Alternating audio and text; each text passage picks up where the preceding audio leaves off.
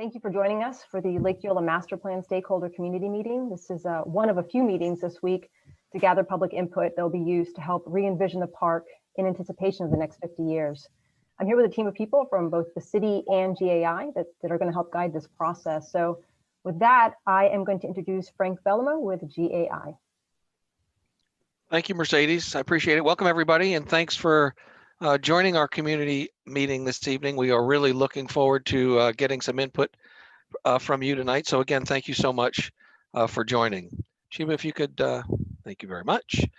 Just let everybody know the presentation tonight is being recorded, is going to be posted to the project website, which you can go to orlando.gov /eolaplan at any time. You can see a rebroadcast of this meeting, actually of any of the three meetings that we're having. You also can find updates on any of the progress of the work that we've done to date, or as we are moving forward with the work.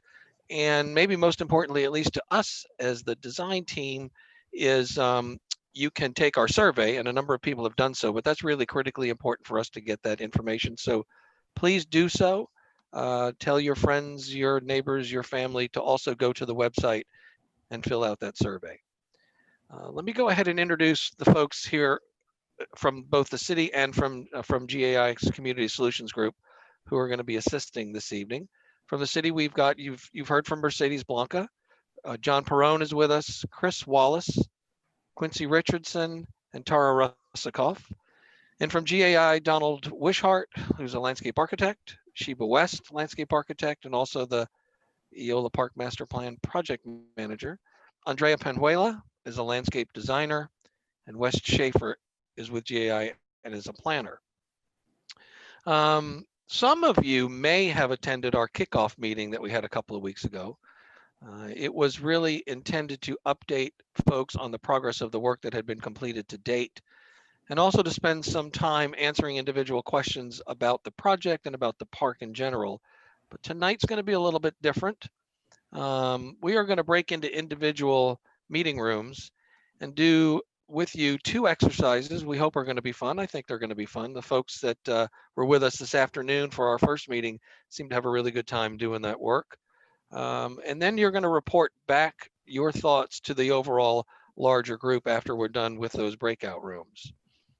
And also, if you were in the kickoff meeting again a couple of weeks ago, you may recognize some things in the next few slides that I'm going to address here in just a minute. But bear with us. The folks that weren't at that kickoff meeting, I'd like to be able to bring them up to speed.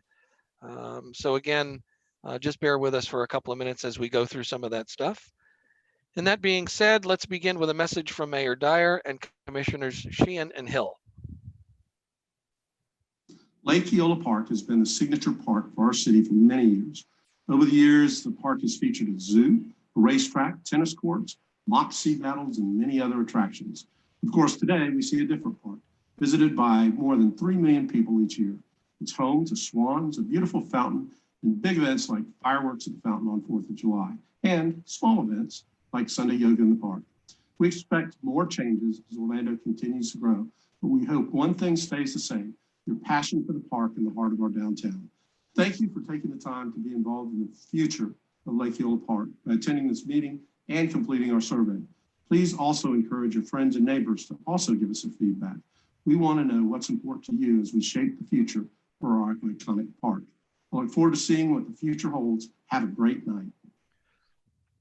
Hi everyone, I'm Commissioner Patty Sheehan, and I'm really glad that you're here tonight. You know, over the years, we've added this and added that to Lake Eola Park. We really don't have a plan for how we move forward in the future. I'm really glad that all of you are here today and you are participating. But in case your friends aren't here, we want everybody to take the survey because we want everybody to be a part of our signature park in downtown Orlando. Please take the survey at orlando.gov /eolaplan. Hi, this is Commissioner Regina I. Hill, City of Orlando, District 5. Thank you all for attending this very important meeting for the Lake Eola Master Plan. Many don't know that Lake Eola and Roslyn Avenue are where District 4 and 5 meet. Our community knows that Lake Eola Park has been a beacon of diversity, inclusion, family, unity, happiness, and health. I believe this meeting will discuss the visions and furthermore of the ideas to come. With your input and collective discussion, this meeting will truly define why we are the City Beautiful. Okay, so our agenda for the evening. We've gone through the introductions. I'm gonna talk a little bit about the project in terms of an overview. So I'll bring you up to speed on what the work that we've completed to date and how we are going to proceed in the future with this master plan process. And then we're going to go to the breakout rooms. There'll be small groups of you all along with us in each of those rooms, and we'll do those breakout sessions, and we'll all take part in those exercises, those 2 exercises I mentioned a minute ago. We'll then regather as a large overall group as we are now, and we'll do a debrief, and we'll hear from each of you in terms of your thoughts from those 2 exercises. And then we'll talk a little bit about the survey. You're going to hear about the survey several times tonight. It is very important to us, and just the next steps for the project moving forward. So our overall master plan process really is, in its simplest terms, is a 3-step process. We are right now in step 1. We call it the foundation. It is a fact-finding phase. Just so everybody is clear, we have not done any design work yet. We will not do any design work until we're done with step 1, this fact-finding phase, and get an idea in terms of the public and what it is that you all want. We have looked at the existing conditions of the park. We've done an analysis of the site. We've analyzed the Eola Park in the context of downtown and even beyond the downtown area. We have met with some groups that we call stakeholder groups. Those are small groups that we've of individuals that we've spoken with, like members of homeowners associations, downtown condo associations. We've spoken with folks who are involved in organizing the major events within the park itself in terms of things that are working for them and maybe don't work so well for them, and a couple other stakeholder groups as well. This phase of the work, the foundation, is going to end this month. And at that point, we'll then begin to phase into what we're calling the exploration phase. The exploration is when we do begin that design work, and it will include additional public input from you all. So we'll present a variety of conceptual plans, have more public meetings, get input from you. Those plans will include, by the way, not just representative graphic plans of the park itself, but also character defining elements, architecture. We've got a local architect on board, Rhodes and Brito, that we've done a tremendous amount of work with. And so they'll be looking at the architectural components as well. So again, you all will get an opportunity to take a look at all that work, to comment, tell us what you like and what you don't like. And we'll continue to move forward towards the final master plan, the vision, which is phase 3, and that will occur between February and March of 2021. So that is our overall process. So what we've accomplished to date, as I mentioned, we've done the site understanding, and there's a tremendous amount of work that you can see at the website. And this is actually a screenshot of a portion of the website where you can see an explanation of the downtown context that I mentioned a minute ago, along with some of the existing conditions and the graphic exhibits that we put together for those. So if you really want to take a deep dive in the work that's been done to date, you can do that at the website. And again, as I've mentioned, the public engagement phase is what we're in right now. And I cannot reiterate enough how important it is for you all to go to the website and participate in the survey. And every time this comes up, I tell everybody I really like this picture, particularly in the sort of the juxtaposition of the photo you'll see next. But this is Eola Park in the 1960s, a little over 50 years ago. It's interesting because clearly the community, the city and downtown has grown up a tremendous amount around the park. But I think it's also, the first time I saw this, I thought it was interesting to note how much of the park, at least in terms of the facilities, that many of us know and love, has remained constant. So even as much as almost 60 years ago, the Linton Allen Fountain, which is the fountain in the middle of the park, of the lake, was there. There was an amphitheater and band shell in approximately the same location it is today. The peninsula on the east side of the park was there. The rookery or the bird island on the west side of the park was there. And there was a complete promenade around the lake itself, a little bit more narrow than what we've got today, thankfully, but it was there. So the components of the park and the bones of the park really are quite similar to what you find today. What's really changed is the city. So let's go to the next slide, please. And you can see how much we've grown up around Eola Park, some of the pressures that are on the edges of the park. And so it's really, really important now, and this is the purpose of the master plan, to begin to envision what Eola Park is going to look like for the next 50 years. So that being said, we are just about ready to go into our breakout sessions. So we do want your ideas. We'd like everyone to participate. I think tonight we'll probably have some fairly small groups, which actually is good. It'll give you a little bit more time for some of the exercises that we've got. In a second, well, there you go right there. You're going to be able to click on join breakout rooms, your breakout room by number, and you'll automatically be transferred to that room. Sometimes takes 3 or 4 seconds for you to connect, so don't worry if it doesn't seem like it's connecting right away. And I'll be in breakout room 1, so I'll see some of you over there, and the rest of you will be with other GII and city folks, and we'll do those exercises. And then in about 40 minutes, we've got about 20 minutes per exercise, we'll all join back here in the main room and have a conversation. Okay? So let's do that. See you in a bit.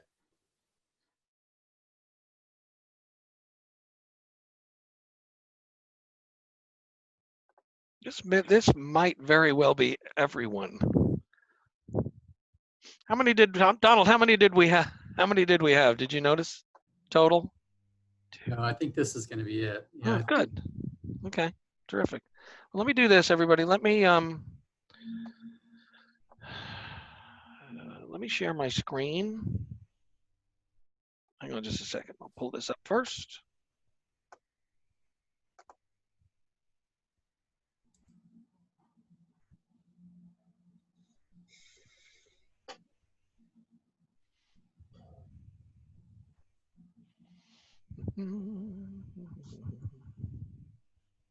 You all seeing my screen? Welcome to the breakout room. Yes. And you guys, Alan, Brenda, and I see C, is it Muffley? Yes. Sorry, took me a minute to unmute. That's okay. What's the C stand for? Oh, Cassie. I didn't realize this was going to be interactive. Oh yeah. Oh yeah, you're in it now. Well, you actually broke up for a second. What was your first name? Cassie? Kathy. Okay. All right. So Brenda, you're not muted. That's good. Alan, you're going to want to probably unmute. Yep, I'm unmuted. Oh, there you go. Okay, terrific. So here's what we're going to do. We're going to do a park mapping exercise. So you're going to see an aerial of the park, and we're going to sort of walk around the edges of the park, and you all are going to tell me whether you want thumbs up or thumbs down on just about anything you want. And you're going to tell me why, and we're going to create an overall park map that we'll talk about when we get back. By the way, before I go on, of the 3 of you, I'm going to need one of you to sort of be the group leader when we go back to the main group to sort of present our thoughts. So anybody want to volunteer for that? Sure. Was that Brenda? Yeah. Okay, Yes. terrific. Good. All right, great. Okay, so let's do our park mapping exercise. And there we are. Can you all see the aerial of Lake Eola? You got it? Donald, you can see it? Okay. Yep. Okay, so what I want to do is let's go ahead and start here in the northeast corner. And if you all could tell me from your memories of the park, and I'm assuming you all have spent a reasonable amount of time there. And it doesn't have to be the things that we have noted here, like the Battle of the Bulge Memorial or the Ting. It could be any aspect of the park sort of in this area that you either like or don't like, and tell me why, and I'll make note of it. So what are we thinking? Anyone? Okay, I don't see your screen share right now. I'm just seeing all the participants. Yeah, my audio is getting gobbled too. Kathy, can you see my screen? I can see it.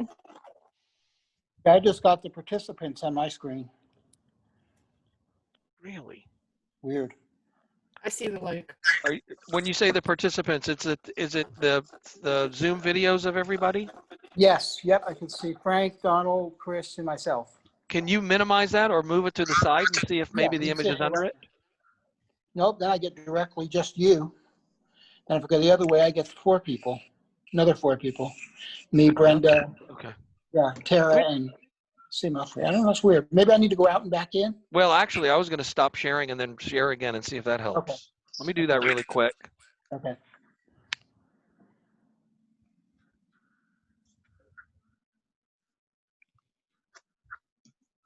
It just said yep, now I got it. Okay, good. All right. So everybody's good. Good. Okay, so northeast corner in here. Anybody? Brenda, Alan, Kathy, anything that you can recall that you particularly like or dislike? Now, which corner are you on? just I'm up trying to- here in the northeast corner. Can you see my Okay. cursor? Yep. Okay. Yep. And what would be the intersection there? So this would be Robinson and Eola Drive. Okay. Okay. So you're on the east side of the park. Yeah, there's okay. there's the peninsula. Yeah. Yep. Yep. I see where you are now. Yep. Okay. I live in the view, so I have a view of. You have a view. Yeah. Yeah, I'm in the view. So. Well, I thought the pagoda was in that area. And It is. It's right here. It is right there. It's called the Ting. We call it the Ting. Yeah. Oh, okay. You like it? I do like the pagoda. Yeah, I love to go there. Don't want to move that. Let's keep that. Anything in particular? Well, I haven't seen it in a while. I haven't been there in a while, but I always thought it was a nice, accessible space for people who want to do small get-togethers, whether it's a very small wedding or, a family event or a random performer. I don't know. That's how I remember thinking of it. Good. All right. I think it just needs to be cleaned up and, back to what it used to be because it's gotten so run down. I agree with that. The landscaping is getting a bit overgrown in that area. Yep, I agree.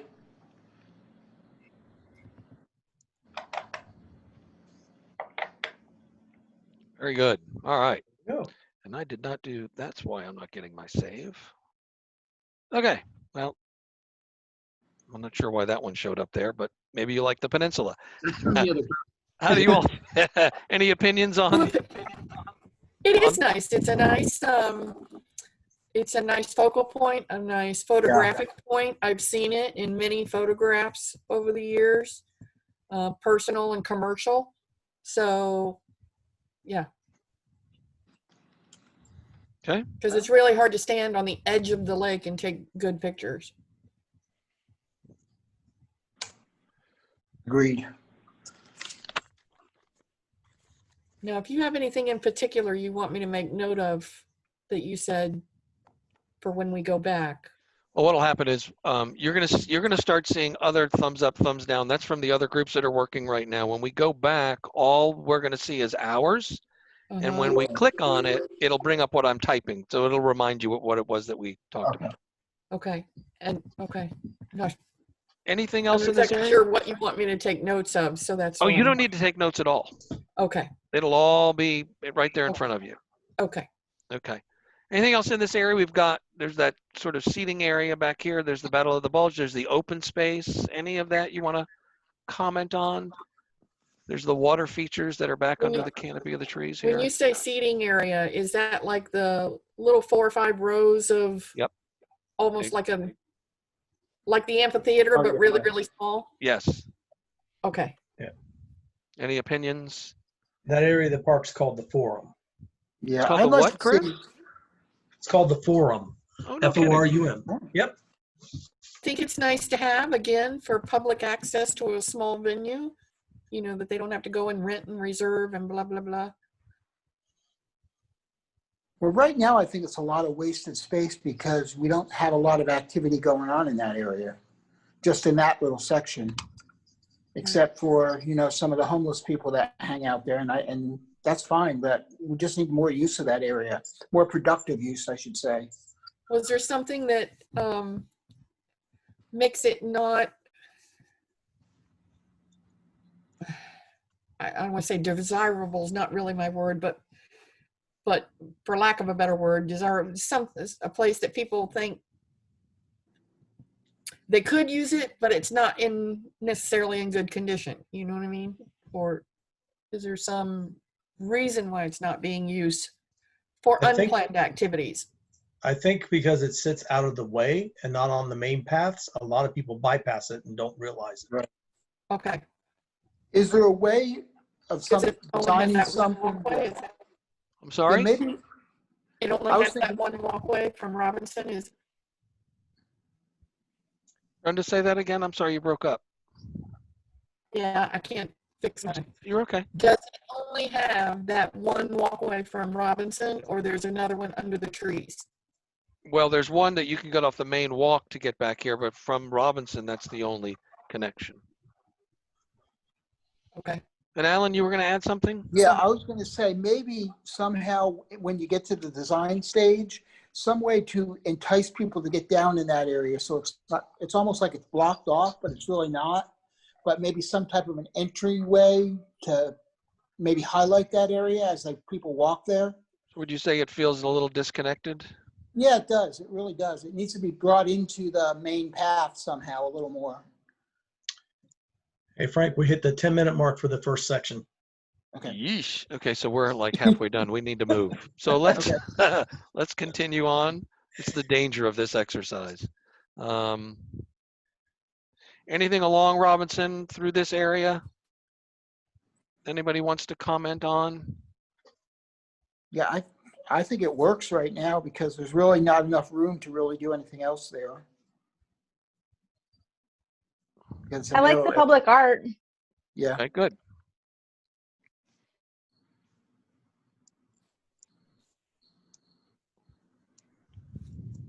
Yeah, I like the little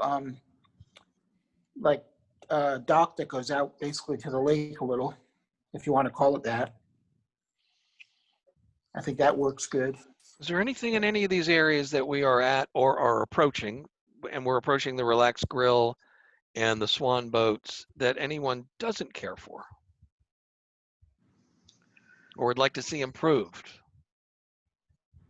I would like to see Orlando Trust go after the Fifth Third Bank building. Wouldn't we all? Being honest. Anything? Hey, Frank, can you zoom up maybe a little bit? In closer or out of weight? In. Sure. You can see There it we again. go. Yeah, perfect. Yeah, that makes it better.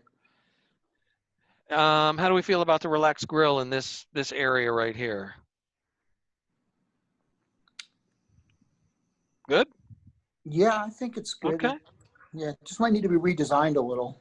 In what regard? Just make it a little more, I don't know how to explain it.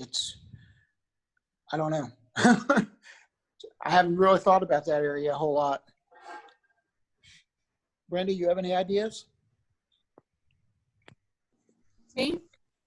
For the Relaxed Grill, the Swan Boat area, this kind of little pinch point right here. I don't That's have fine. any suggestions. Okay, no, that's fine. How do we feel about the amphitheater and this plaza space? This is Other where than Go ahead.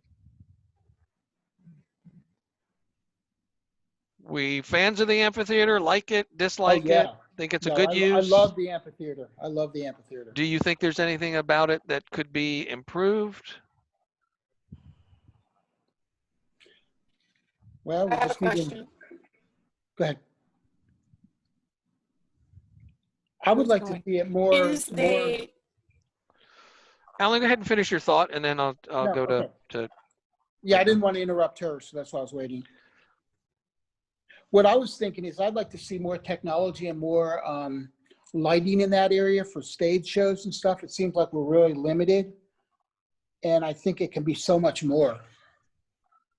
than it is. Since it's not really used a whole lot during the year. I mean, there's a lot of events that go around, but a lot of people are starting to go to the other side of the lake now and setting up stages over there. So, you know, I'd like to bring that back as a focal point again.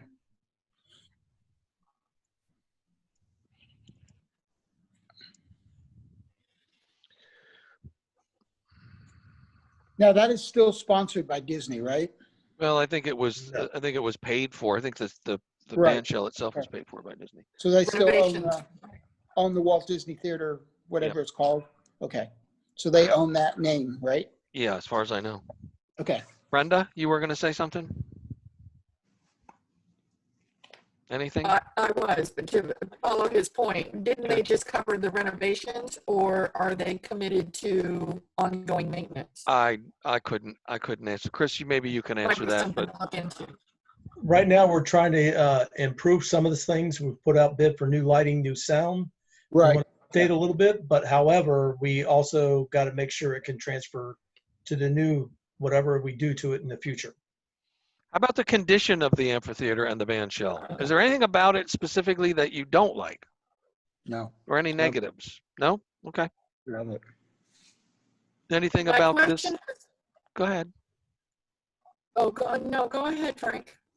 Anything about this kind of public plaza space where the Christmas tree is set, or, you know, there's also the Japanese garden is located under this canopy right here. Right. Any feelings about those facilities?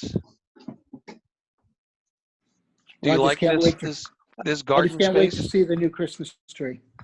I'm excited to see the new Christmas tree. How do you feel about the, have you guys walked through or around the Japanese garden? Oh, yeah. Do you like it, or think it could be improved, or wish it wasn't there, whatever the No, thoughts I may be? like it. I think it's just got to be improved to bring people over there to be more used again. It just seems like it's off to the side there, unless you're going down Rosalind there.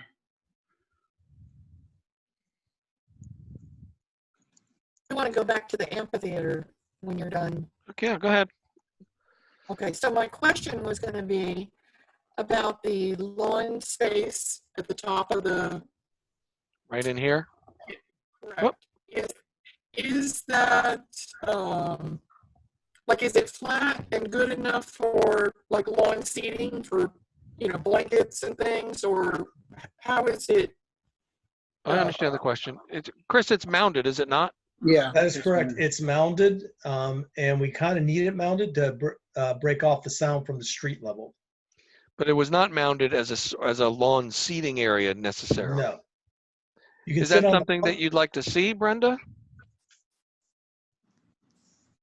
Yes.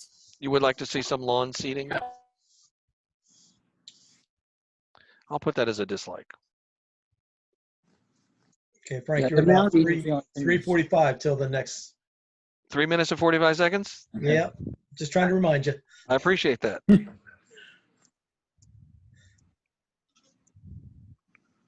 We're getting there. I think the photos go a little bit quicker, don't they, Donald? Yes, they do. Mhm. Okay, guys, so now we're back around Rosalind and Central, where the Sperry Fountain is. That's that black cast iron historic fountain. And then there's the sort of the more structured seating and the retaining walls through this promenade space here. That's what it's called, is the promenade. I have a question though. On the new design, Mhm. are they going to incorporate some of Lake Eola into where the 7-Eleven is, where, you know, Orlando Trust is almost there? You know, it's a whole nother topic, but I can tell you Okay. that is going to happen. Right, But it yeah. still does not give you a connection to the park, but it will become public open space. Right, okay. And then I think Orlando Land Trust is going to do the best they can to, if they could have the Yeah. building next door, you would have a connection. And that's, I think, Right, ultimately right, what right. they'd like to see. Yeah, because I know I'm meeting with them next week. That's Yeah, why I good. wanted to We've kind of met with get an them as well. idea. Good group. Yeah, they seem to be. They're I great was just folks. introduced to them last week, Yeah, so good they want to people. meet with me next week. Okay, gang, anything through here that we do or do not care for? I'll keep moving. Yep, it looks good over there. Let me get to, because this is an important spot. We've got restrooms, Mark. playground, farmer's market area, the Eola house. What do we think? How do we feel about the playground and the restrooms? Mm. Mm. Any opinion? Open space, just general open space? We got the Lake Eola house right there, which Correct, is great right. to have. Yep, Right right there. there. Yep. Yeah, because are they still going to plan on doing like movie things over there like they've been doing? I know not lately, but you know what I mean, for last Well, year. I can't answer Or- that, but I would think it would certainly allow itself to be used, Or continue to be maybe- used for that. Or maybe that's one area that maybe can have another small stage on that side of the lake. Okay, that's a good Because I know point. they always bring in sound stages by the restrooms there. Mhm. Yeah. So maybe that's an idea. Maybe have some type of a permanent structure over there for a sound stage of some type. Just an idea. That's a great idea. And to let you know, we just did do a Halloween moviola in that Oh, section. good. Oh, really? Okay. So it's on the opposite side from the amphitheater. Yeah. Mhm.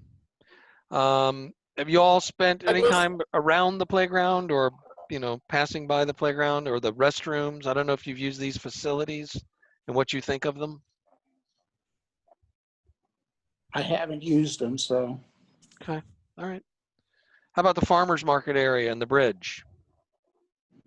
I think that's great. I love that area, especially when we get it back in full swing. You love the area or the farmer's market or both? Having the farmers market over there, it's a great location.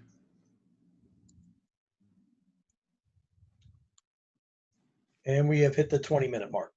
Okay. Just Just letting you know. another minute or two here. Donald, did I miss anything? I don't think so. I think you made it all the way around. We've got some real park lovers. One thing I brought up in our group that's not just apparent on here is just the lake edge. Yeah, it's a good point. Edge of the retaining wall, revegetating. It's not something you would think about generally. Right. I think we just need to clean up the area in there, the vegetation and stuff, or make it consistent around the lake. I don't know if that's a possibility. Sure. I mean, what Donald is talking about is, if you notice, the edge of the lake is Yeah. walled.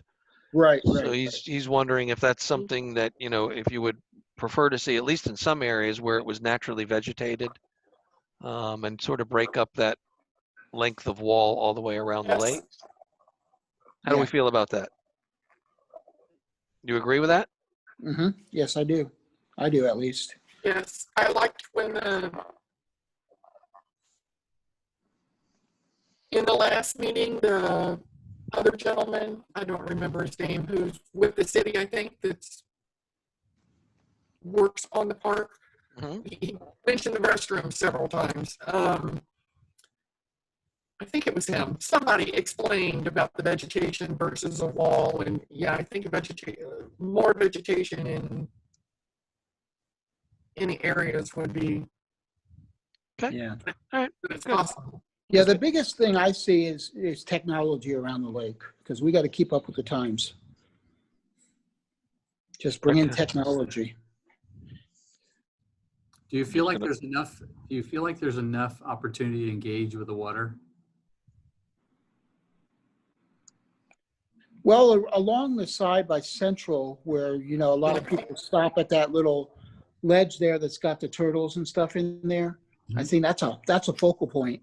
And then when the swans have their eggs over on that side, the black swans this past year. Here. I think they're Yeah, here, yeah. no, I'm talking more over toward the Central, like across from the Waverly. On the planned south edge. Yeah, We're talking about down here? Terracing is, where the terracing is. yeah. Okay, down With the here. terraces. Yep, there, that area. I think that's a great nature, because a lot of people seem to enjoy, looking at the turtles and whatever else is in that area. So I wouldn't want to hide that too much, because I think it's a great area for showing our natural wildlife that we have in downtown Orlando.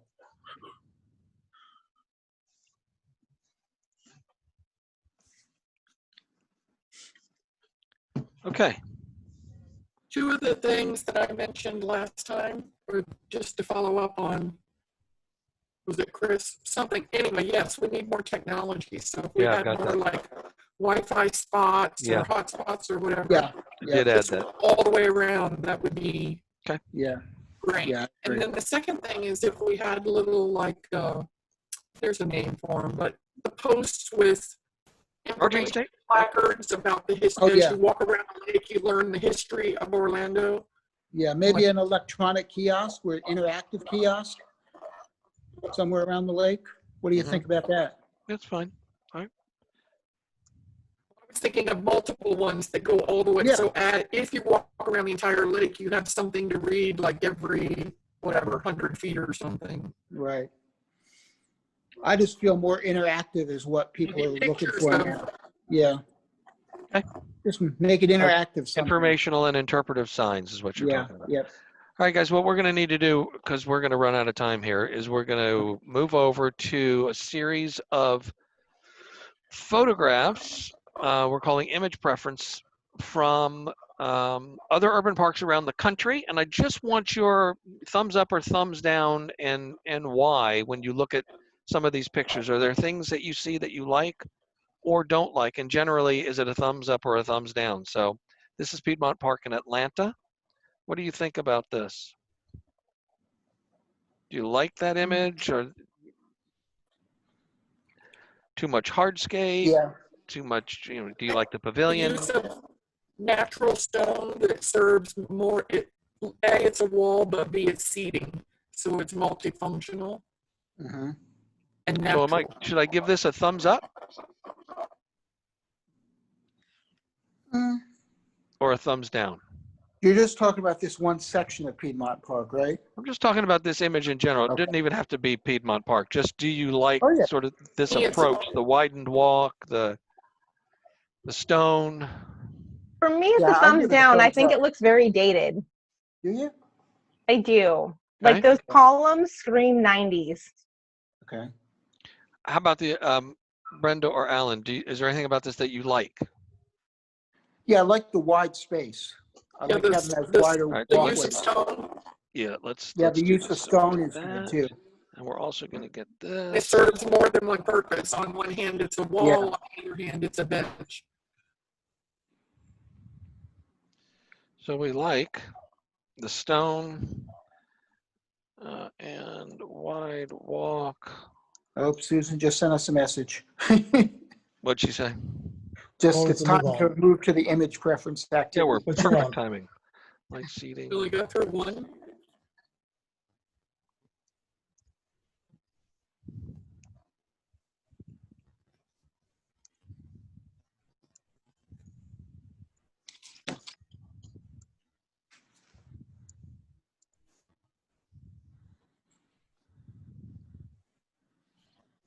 Okay. Moving on. How about an interactive water feature? This happens to be in Austin, but how do you feel about that kind of a feature in Eola?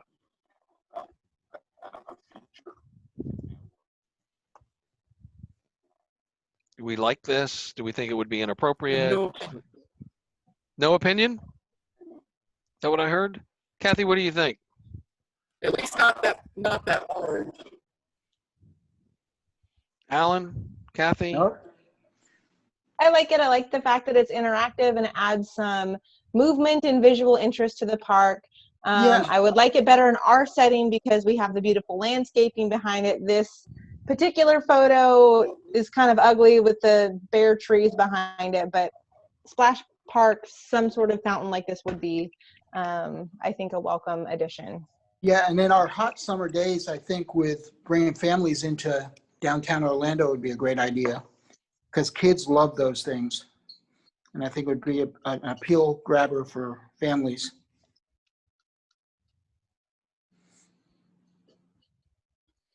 But we dislike the stark feel. Is that what we're Yeah, trying to say? yeah. The stark That's it. feel Yes. of this particular fountain. It Okay. could just be because it's wintertime and Is that spelled right? trees. Is there an E on the end of stark, Donald? Unless it's a prison. Is it Only that on the prison. or is it that? It's that. Okay, thank you. I'll check later. Hey, how about that? That image. What does that do for you? We're looking at open space, a little bit of creative lighting, a city I scene. like that. I love that right there. Okay. What is it specifically that you really love about this? The lighting that makes it stand out, gives a little feel, more of a feel to it, more of a appeal. I like that it's low-level lighting instead of high Right. pole. Yeah, I agree. That's what caught my attention, was the low level lighting. A lot of times just unprogrammed open space is just underappreciated. Just you have to think of it as a program element too. yeah. So we're looking at just general flexible open space. How do we kind of feel about that? As opposed to something that's specifically programmed for a specific use. Or is there anyone feel that have a negative feel about this image? I don't have anything negative myself. Okay. All right. Okay. How about that? That's almost like the side where we have that little thing that goes out, that little dock that goes out over by Robinson. Mm-hmm. And I love that picture. Do you love the idea of additional boardwalk over the water? Or is that a negative for you guys? No, I don't think it's a In our negative. case, I'm not sure. I'm sorry, Brenda, what was that? I would say in our case, where this looks more linear, our lake is round. I'm not sure I want to go cutting across it with structures. How about the opportunity or additional opportunity at Eola to get down closer to the water? Maybe not as extensive as this, but. I think it would be a great idea. Yeah, and I like that in this photo, it seems to be that even though it's over the water, it seems to be on the edge. Like Brenda mentioned, it is not cutting the body of water in half, which I think would kind of become an eyesore. Yeah, that would. Yeah, I agree.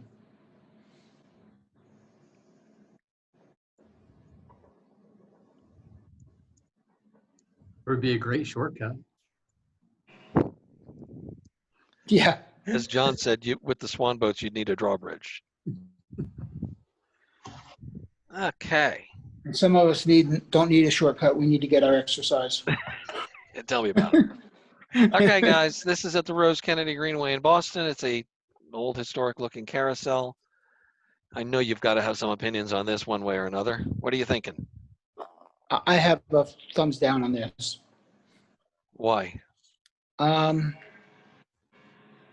don't know. I just don't like it. That's just me. Inappropriate for the park? I think it's inappropriate for the naturalization of the park. I think it's going to be an eyesore.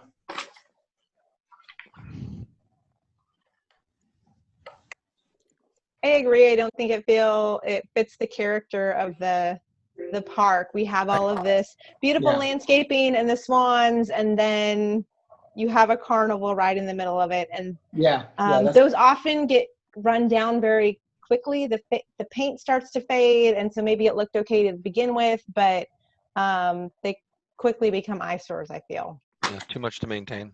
Yeah, I agree. That'll get run down in a year or two. Okay, good. That's very good. Swings, shaded swings. Any thoughts? That's nice. It's a nice, calm feature. Yeah, it is. I like that. I'd never seen anything like that before. That's kind of neat.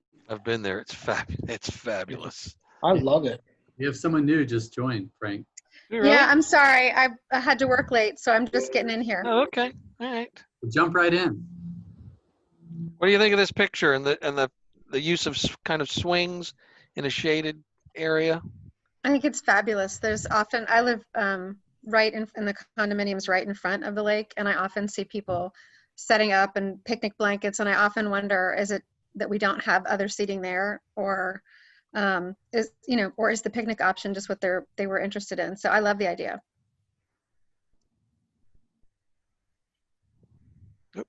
And those are pretty. I like the shade possibility too.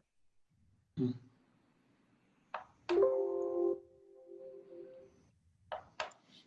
also near a water feature.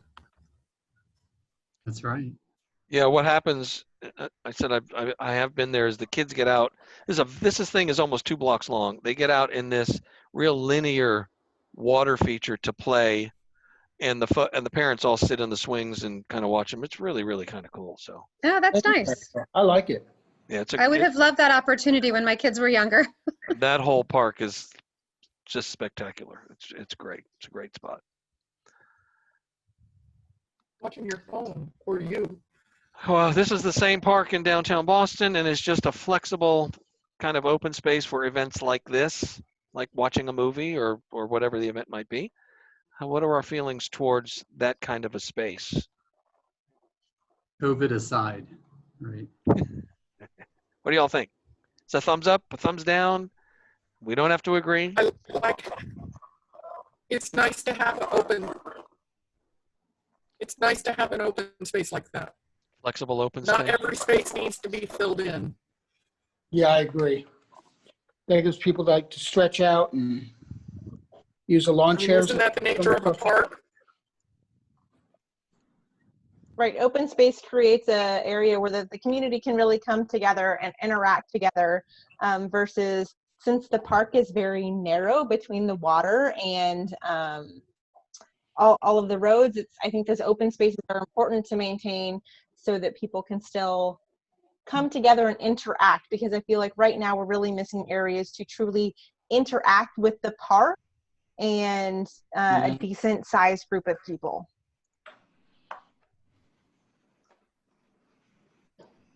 Well said. I agree. Even if people just want to toss a ball back and forth, you need some amount of space. Yeah, that one little spot in front of, at the corner, right where the old Panera used to be, is always filled with people either working out or tossing a ball or doing something. So I feel like it would be highly utilized if we did have it. And I love that it would be big enough for the flexibility to do something like this. Okay, good. How about that? How do we feel about that in terms of just an iconic feature? Michelle, it's really, really hard to hear you. I'm not sure why. I can hear you, but it's very faint.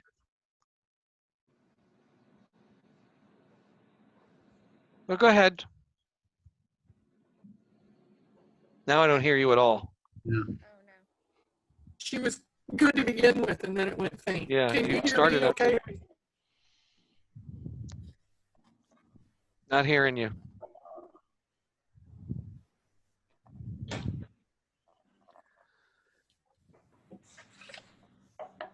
You can type it in the chat box. Yeah, you can go to the chat box and type it in. Alan, Brenda, Kathy, what do you guys think of this? Could you envision something like this? You hear me? I have mixed feelings on it. In what regard?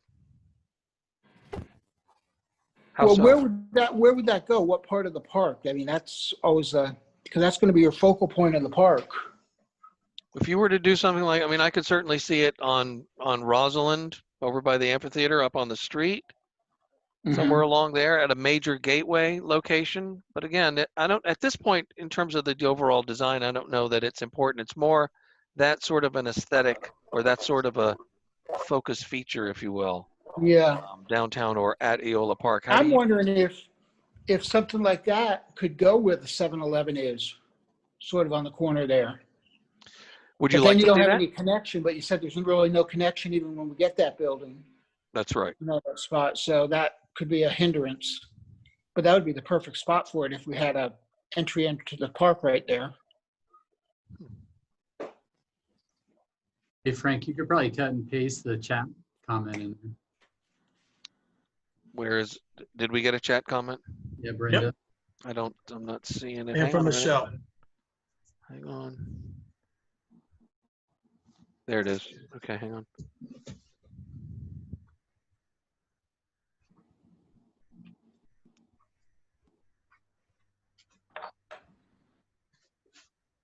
Nope. Let me try that again. Copy. Yeah, there you go. And Michelle, I think you had I'm not seeing something from her yet. Are you guys seeing anything from Michelle in the Yep. chat? Yeah, I She don't see said this anything. would strongly appeal to a younger demographic, Thank you, sir. and it would this would also help promote on social media. Yeah, but do we want to take our focus off the fountain itself in the middle? Because that's more of our symbol. And I don't know if that would give us too much, two places that people would focus on. Because Orlando's known for the fountain. Mm-hmm. Let me just, well, let's just say on the negative side, it takes the focus away. Yeah, I think it takes the focal point away from the fountain because Orlando's known for that fountain. Okay, fair enough. Flexible open space again for things like yoga. Michelle did type that there's room for both the fountain and a sign. Okay. Okay, that's true. How about this one? Chris, keep feeding me those comments. Well, I'm not seeing all the comments either for some reason. Anyone have an opinion? Thumbs up, thumbs down? Michelle gave thumbs up, likes It's the not- open space yeah. for yoga. Yoga. This park's in my hometown, and I've been there a lot of times. Really? They really activated a lot all the way down. They have a lot of festivals. They close the street that runs right alongside the park, between downtown and the park, and the other side's the river. Okay. Yeah, this park sits in between the two stadiums. I adjusted my volume. Can you guys hear me now? Oh, yeah. Now we can hear you. Sounds a lot better. I had to go into my settings. Sorry. Now you can speak for yourself.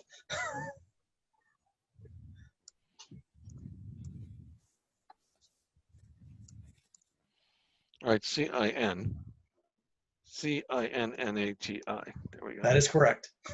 Well, would've corrected it's you on right that here, one. so Yeah. I can only screw it up so much. Yeah. And Susan just gave us a note that we have 5 minutes left. Good, we're doing fine, I think. Okay, this one's important, I think. So we talked a little bit about that hard edge, sort of similar to what you see in the background here that currently exists in Eola. And how do you all feel about the opportunity to maybe bring in some native lake edge plantings and a more natural feel and a natural environment as opposed to what we find out there right now? What do you all think of this? And not necessarily the entire lake. Well, it could be, but at least in some areas. I think in something some we like? areas it would work. Some areas, but I wouldn't go all the way around the lake with it. Hibiscus, azaleas. I don't know if those Michelle, what are do you think? local. I like it. Forgive me, I have to hop on a call for some reason. That's fine. This is Michelle Brady Palmer.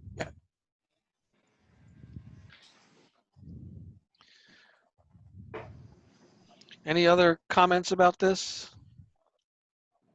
Other than you, Donald? He's a big Can you hear fan. me, Frank? I can, yeah. Go ahead. Go ahead, Michelle. Brenda. Can they look into plants that are pest, like mosquito control? You know, there's, if you use the right plants, they do it for you. You know what I mean? I mean, I think ultimately we'd be looking for right plant, right place. And in a perfect scenario, it would be, excuse me, native Florida plants so that we could recreate a natural lake edge. I don't know a lot about mosquito control through planting. Donald, maybe you do. Because Disney does that a lot. There are certain really? plants that help manage the pests. Do we generally like that sort of an aesthetic? I like it, and as you indicated, as long as it would be a native plant to Florida and would be complementary to this area, in certain spaces, I thought the comment was right. I wouldn't want to see it everywhere, but I think it would soften it around just in different spots around the lake.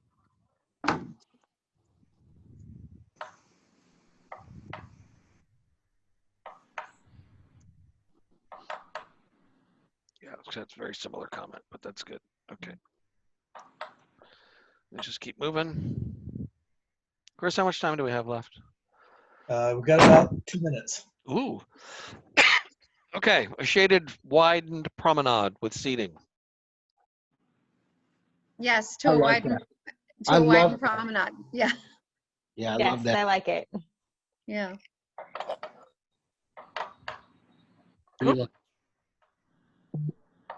And what is that little brown space to the right? Is that like a jogging path or no? That looks like decomposed granite almost, doesn't it, Donald? Yeah, I think As it's opposed to a hard paving. a little more resilient. Mhm. Okay.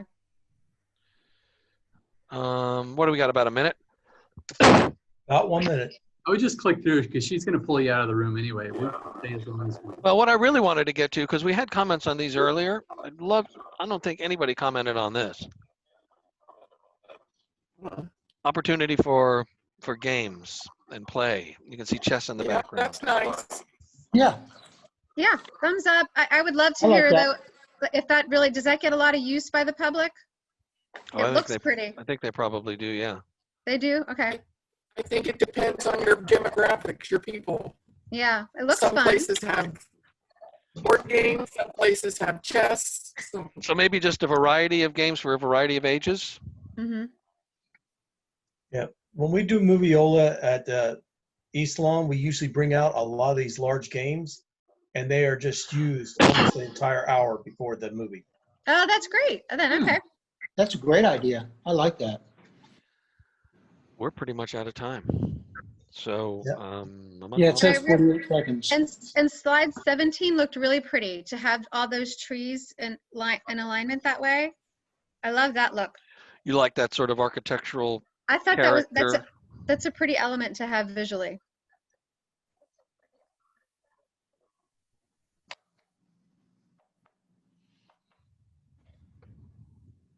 Sent you a note, Frank. Got it. In the chat. With 17 seconds. All right, everybody, we need to leave, so click on Leave Breakout Room, and we'll see you in the main room. Thank you. Thanks. Thank you.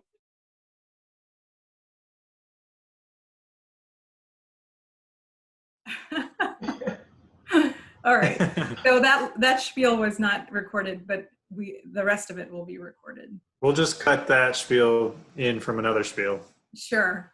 So who wants to go first to introduce yourself? I'll start. I'm Quincy Richardson. I'm the park manager at Lake Eola. Thank you, Quincy. I'm Quincy. Sorry, Janet. No, go ahead. Sorry. Hi, Janet. I'm Janet Walker, and I live near Lake Eola. Fantastic. I'm Mike Brown, and I work downtown and live in the city. Nice to meet you, Mike. All right. I'm Goldman Daniel. I live by Lake Eola. Fantastic. I'm Josh. Okay. Go ahead. I'm Josh Amita. I work with Ascent Studios, and we're very into creating and doing cool interactive things around town. So Josh, you're not Krisha. I'm not Krisha. Krisha is part of my team. I don't know why I'm Krisha. I wish I was as cool as Krisha, but I'm just Josh. Okay, but I'll remember it's Josh. All right. Yes, I think Krisha was on earlier. The real Krisha. Yeah. Krisha, the real Krisha was on in this app earlier this morning, and then I wanted to catch the night show. So I was like, okay. Well, glad to have you, Josh. Yeah. So I'm Wes. Can everyone see? Have we gone through everyone? Did everyone get to? Oh, David. Well, I'm just gonna let everyone know I'm Wes. I work with Sheba, and I live in the Milk District. And I missed you, David, because I already recognized you. Yeah, I was going to say, I'm just sitting in to see how the process has gone since the meeting that we had. But my name is David, and I manage the South Eola Neighborhood Association, which our neighborhood includes Lake Eola Park. So. Well, you can join in with giving comments. So let me everyone can see the map, correct? So this is an interactive map. I can zoom in or zoom out. Some of the existing features in the park are identified here, but you all probably are pretty familiar with it. If you need me to click, if I click on some of these buttons, there's images here, but the main feature is you see these like and dislike buttons. I can add like and dislike buttons throughout the map, and I can add comments from you. So is there anyone who wants to get started? And they can be general. Josh, it looks like you have something. Sure. So is it's moving through and saying, you know, I like this or I don't like this kind of thing? Yeah, you want to start with something you like? Okay, sure. Let's see. I like the International Bridge. I like that that is a spot for, you know, when that's utilized. What is it, for the markets and kind of those days where you see a bunch of vendors out there and kind of doing their thing. I always like that part. Wes, do you see that the red on the map on the comment? Okay, it's gone away. But Josh, I'm listing that you like the farmers market. Yeah, I like the events of the farmers market and kind of how that like hallway or the International Bridge is, and yeah, and I'm a fan of it. I think we have a few statues there, kind of commemorating some cool people that have impacted our city, and I thought that was really cool and beautiful as well. So I don't know if you can see what I'm typing. Oh, there we go. So you can see we've added this button here, and there's other folks in the other rooms adding buttons. Okay. Any other comments, Josh, or can we add some? Yeah, I'd love to, you know, look, I see a thumbs down on the amphitheater. I agree. I would love to see that space kind of re-envisioned and you know, I love the idea of having performance and theater there. I just think that space is a little dated. So I'd love to get something that's more on trend with where Orlando is and where we're going, for sure. So you think it's a bit dated and needs to be like rethought out, I think. You know, from the, I love the idea of the performance space there. We have so many amazing events that happen there. I just think that just a different design or a different kind of layout of it would be really cool. Okay. All right. Janet, would you like to share anything? If we click on something, is the button going to automatically just pop up? Or do you put the buttons on? I'm doing that, yes. So I like the fountain. You do like the fountain? Our big fountain. Okay, I'm going to put a like on there. What's not to like? And in opposition to other people, I like the Sperry fountain also. And I love Eola House. And I would like to be at the Relax Grill right now. And you love the Sperry Fountain and you love the Eola House. And you, over by the bridge. Love the Relax Grill. Please, yes. Sheba, I'll throw the dot onto the Relax Grill. Okay. For you. Let's vote for the Relax Grill. I wish I was there at the Relax. We can go after this. Anything you dislike, Janet? I would have to agree that the amphitheater looks a little bit tired. And I don't know, our parks, our park looks pretty good to me. Oh, I don't like the restrooms, but that's just because they creep me out. Yeah. Okay. So that's a good call. That's the best one. I'd wear my Depends. I wouldn't go in. That's maybe the city can have a little Depends Spencer, you know, right outside. If you want to use this, you know. They're pretty, I mean, you know, they're pretty visible. It's like you can look in pretty well before you go in there. But no offense, Quincy. But, you know, and plus you guys all have the advantage, so you know you're not going to get snuck up on, I guess. Hey, I don't take offense to it. I've been screaming myself, asking. I know you've seen the new, like the public urinals they have, like in the Netherlands, where it's just like a plastic thing with 4 sides and you just step in and aim.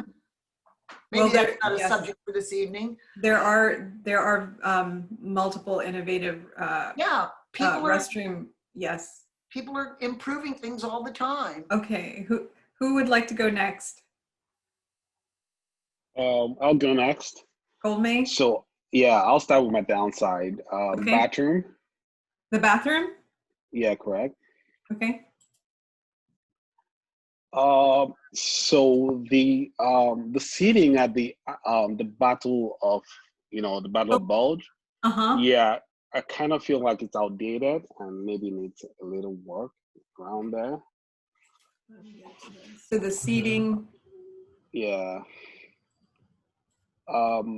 Seating at the Battle of Bulge needs to be And updated. if I can just jump in, I mean, there's benches that are around the statue, but you mean the actual, like, the event seating that's behind that statue, or? Yeah, I think that's event seating. Yeah, the wooden seating by the side. Yeah. Right. So the wooden seating, update the wooden seating, update wooden seating. I've seen people have weddings there, and it seems like it would be great, but then, like you say, it could use to be visited in this. Yeah. Okay. All right. All right. Downside for me is the feeding. What we used to feed the swans, they're kind of broken out. Where you have, I don't know where to improve that. So we can, I'm just going to put it by the swan boats, but the feeders for the swans need to be improved. What else? Yeah, so there's a second jetty by the World of Beer. There's a jetty there with a boat. I don't know what that's for. It's never been used. So here's what World of Beer. You see that? Yeah. Right? Yeah. There's a jet. Which jetty? This one? Yeah, this that one. This one? No. Yeah, the one there. Oh, here, right here. Correct. Uh-huh. I don't know what's there. If we could pick up the swan rides from both ends, that would make a lot of sense. Yeah. Okay. I'll just mention, because I learned this today talking to John, apparently at that jetty, there used to be gondolas. And apparently the gondolas were not, they were designed sort of awkwardly, and people didn't enjoy using them. But I guess they've never retired the actual like dock area. Just like a little VH1 fun fact for you. Okay, so utilize this jetty more effectively. I can tell you one of the thoughts in that area was to relocate the swan boats over there, but that was prior to this master plan, and this is one of the reasons for it. Okay. Okay. So we do have an artwork facing central, nice artwork where the people sit, when you're coming out close to public.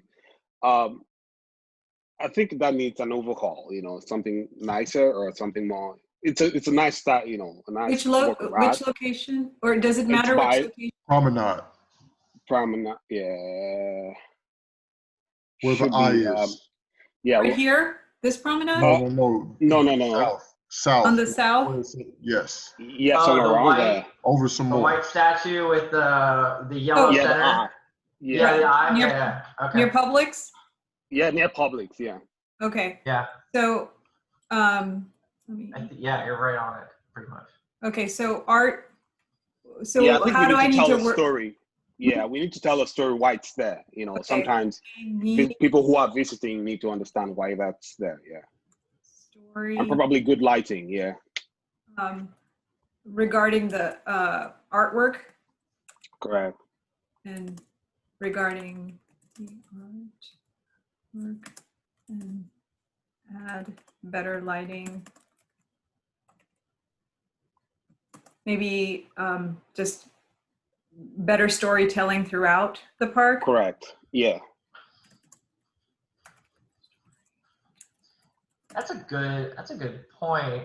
I wonder, is there an art story or an art tour for the entire park, like that you could listen to, that will walk you, kind of, how you do it in a museum? You would just have it like at Lake Eola and say, hey, start at, this place, and then it takes you on the art tour audibly through an app or something, and then it will tell you a little bit about the history of it and why, and kind of what Goldman is talking about. I don't know if that already exists, but if it doesn't, then I would love to pump that in as a suggestion. Okay. Mike? Mike? The good things I like. Let me just give you, I think I did too many bad things, so I need to, balance it out. Yeah. So there's a light at the end of Eola Drive where you have the bikes. I love that at night. Right by the Battle of Bulge. There's, some lighting at the end. Over here? Yeah, correct. That's right right there. Yeah, I love that. Okay. So you like the lighting? I love the lighting at night. I don't know what can happen in the daytime. Yeah. That he's talking about. That is the Union. That is also seed art for downtown. That's lovely. Okay. Mike, do you have some thoughts you want to share? Yeah. So I'll start out with the pros. There's kind of this cypress dome-like quality on the north side where you walk through these cypress trees. And you really get this sense of where you're at in the world, and it cools it down, and there's like this nice kind of dappled shade that happens there. I think that's kind of a nice little environment. I think before you continue, Mike, Wes, I'm having trouble with the like button. Uh-oh, too many likes. Oh, maybe. I just need to. So I think it's here. No, it's north. North? The cypresses are here? Yeah, it's just underneath Robinson Street. Below the East Robinson Street label. There's already a green thumb there. But right here? No. Below Robinson Street. Head east. Go east. Oh, sorry. A little bit west. Where the trees look gray because they've lost their Oh, right here. Yeah. I'm sorry. Okay, I'm clicking, and I love that spot too. It's the cypress, bald cypress forest or whatever. Yeah. Yeah, I'm gonna forest. second that or third that. Okay, so love this area. Are you saying it's like a retreat? Well, I mean, it's you're passing through it, right? There's no place to like hang out and rest, but you're passing through it. But it gives you this sense of where you're at in the world, and it, for visitors anyway, they may not have bald cypress where they come from, and it really, I don't know, kind of, since it's on both sides of the path, and there's a lot of them, and they're really close, and they're growing, and they're big. It kind of gives you this different sense of environment there. And you can see what I'm typing, right? Yeah. Okay. What else? So I'll try to hit on maybe things that others haven't. The International Bridge and that whole water pop-up jet thing there. I don't particularly like that. I feel like it kind of breaks up the park a little bit. And I know the farmers market uses that space, but I think if those little pieces of water on either side of that thing that jets out there, I think it's kind of weird. Okay. If I was like, if it was more open space, more green space there, I think it would be better. Okay, I'm going to say the layout of the International Bridge disrupts the space and access to the waterfront. Is that accurate? Yeah, because there's this green space kind of to the east of it, and then you have to kind of walk around. It's just kind of a weird environment there. It doesn't connect well. Okay. It's creating less access to the green space. Yeah, I think. Okay. Is there like a comment that can be made, kind of overall comment, and not? Yes, absolutely. I mean, is it generally positive or generally negative if we have to put it into? It's generally negative, I guess. Okay, that's fine. My general comment would be that there's not enough open green space. Okay. You know what? I'll put it on open space. Okay. I know it's. Okay. Yeah. So. And they're just disjointed. There's a few of them here and there, but they're all not very large in size, and they're disjointed from each other. No, there's not enough open green space, and it is very disjointed. Okay. Wes, how are we doing on time? I think we have to move on to the next activity. Okay. All right. Before you go. But we have time. We have a little bit of time. Wiki. I see, and I didn't think about this till I saw where some people had put some red negative marks along East Robinson Street, and it is a frightening crossing into the park. But that may be addressed in the East Robinson Street project that's coming up. But also in the program that I saw last week, there was also a mention that there could be landscaping that's going to go to both sides of the road that could maybe tie the other side of the street into the park. But Robinson Street needs some kind of pedestrian safety. Robinson. I mean, it's a big long shot, and there's no reason that people should stop, and sometimes they don't even think pedestrians are a reason to stop. Okay. All right. Okay. Let me go on to the next exercise. Uh-oh. Actually, I'm not going to do it that way. I'm going to do it in the spreadsheet. You all can see my screen. So can you see this?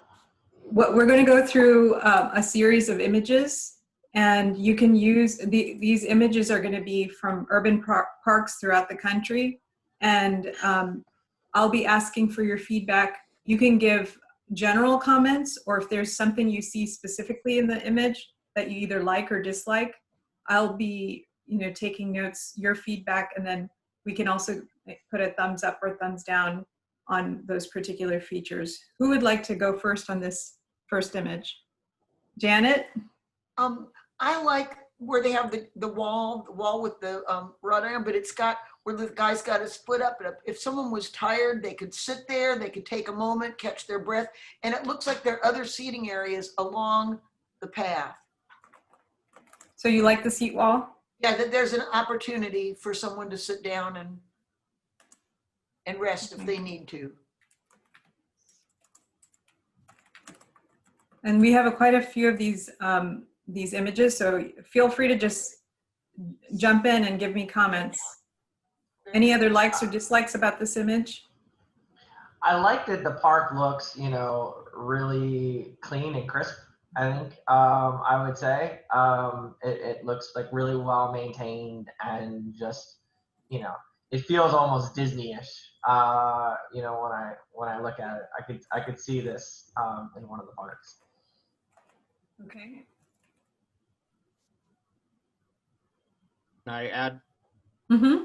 I'm not sure what that structure is, but it's covered, so that's kind of nice because there's not really anywhere to get. Yeah, that's good. Yeah. And that's a great point. Like having like these kind of gazebo-y things around of different sizes would be great for because I could see small events and small little get-togethers that could be enabled, as a public feature to the park. That doesn't necessarily have to be, like a branded thing, but like a club could go meet over one of the gazebos and have a chat that night, and it could just be a very, it doesn't have just creating these little nooks, I think. Mm-hmm. Any reaction to this image? My images are all gone. It is? Yep. I'm back. What about everyone else? Can you see? I can see it. Mine came up and said I needed to install a new Adobe program, and I just, that's not my deal. Oh no. Well, it's an image of a splash pad. Is there? Wait, I don't know how I got back. I'm in Butler Metro, Austin. Is that where you guys are? That's correct. Yeah. Okay, all right, I'm back. Awesome. Welcome. Nice. Mike, do you have any comments? Yeah, I like splash pads. I know what the issues are with maintenance and cost and all that, but I do believe there's value there for the children. It gives parents a place to go for an hour or two, as long as there's shade around it and places to sit for the parents. I think splash pads and water features are always interactive. Water features are some pretty good ideas. Mm-hmm. Yeah, and I think overall it just leads talks about areas of play, which I think is really cool. And I think there's a bunch of different opportunities for that, but that's what else. Any other comments? We don't need to because we have, sorry. We do have a lot of images to get through. So here's another image from Butler Metro Park in Austin. Any comments on this image? I like the sidewalk lighting. Say that again, I love Janet. the lighting. I'm sorry. I like the sidewalk lighting. Okay. I would love for that sidewalk lighting to be dynamic. Like if we could, it like fades into colors and kind of creates a more lively feel, I guess, more energy. It doesn't have like the gold looks so good, but I could definitely see it kind of a few of just fading into a different color and very slow and gradual, but just adding kind of an ambiance. Mm-hmm. What about this image? Ooh. Yeah, that walkway is pretty great. The walkway over the water is fascinating. Okay. Sort of like Crane's Roost. Likes the walkway over.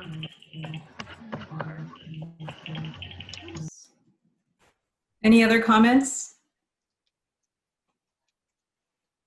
Oh yeah, it's awesome. What about this? Are we supposed to be All right, I see some head shaking. On the carousel or just like a thing? Anything. I saw a head shaking, so I want to know why. I think a carousel may or may not be the right fit, but some source of entertainment or something that's Okay. Source of entertainment. I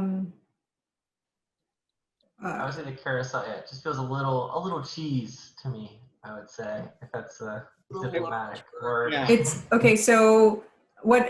So do you want me to say cheesy? What do you? Well, I would just say it feels dated, right? It feels like Coney Island-y, like. And you know what? That carousel is actually fairly new. They spent a long time making tons of unique animals to put on that. But it's right outside Faneuil Hall, which is a huge touristy thing in Boston that I'd say people that live there kind of avoid. So unless we really want to draw touristy kind of stuff to the lake, I don't know. So does this make sense? This element may not be appropriate for a park, too tourist oriented. Yeah, I also feel like, with some wear and tear, it might not look too good. Okay. Yeah, Maybe what's the maintenance difficult program for this thing? to maintain and will not Well, it's age covered in well. tent for half the year for, to protect it from the elements, whereas we would be in the sun 365, it probably, like you say, wouldn't hold up quite as well. Mm-hmm. What about this image? Ooh, yeah. Yeah, I love So I this. love this. Yeah. It's arty, minimalistic design, you know, very spacious, and you have some green and the water. Durable. Mhm. Yeah. It might be cool if the covering had more of a covering for some, because Yeah. you know, I think, you know, we already talked about shade, but I just see this as I sunburn really easy. So Just a it's little hanging out, tighter. you know? Yeah. Anything else? So, I mean, those benches swing from the upper part. So it is sort of like, you know, we have benches that are around the park, but you just sit on a bench. It's not too exciting. You know, these are actually, you know, a bench swing. So they're really cool. And there's a water feature there in front of them and a green space. So there's so many uses in this area. Actually, there's usually tables and chairs there as well that you can get food and bring it and then sit out there. So this is actually a really great spot on the Rose Kennedy Greenway. What about this image? Oh, Quincy? Quincy, you're muted. I don't know if you can hear Quincy, but I think this already kind of goes on there, doesn't it, in the park? Don't they have yes. gatherings? Mm-hmm. Any Okay. comment about it though? Do you like the events in the park? Community building, and I think it's always important to have. Say that especially again, from a Mike. Neighborhood community standpoint. I'm sorry, I missed that. Can you repeat that, Mike? I think these are important from a community building and neighborhood, you know, attraction. You know, if you lived in the apartments or a house around the lake, you could walk easily and go watch a movie in the park. Probably wouldn't draw tourists and all that, but I think it's a good community venue. And Okay. I'd love to see this as a permanent screen instead of temporary. Like if we did it with like an LED wall or something where, and then when it's not in use, using it to display art and just visually engaging beautiful things that just kind of show off our city as, you know, technology, art driven, you know, kind of who we are. I think that would be great to have in Lake Eola, because then it's also, it doesn't cost anything to do it. It's easy to make it a free thing because you're not paying vendors to do the whole thing. It's just put the movie in and it just, you know, it plays. Yeah. What about this image?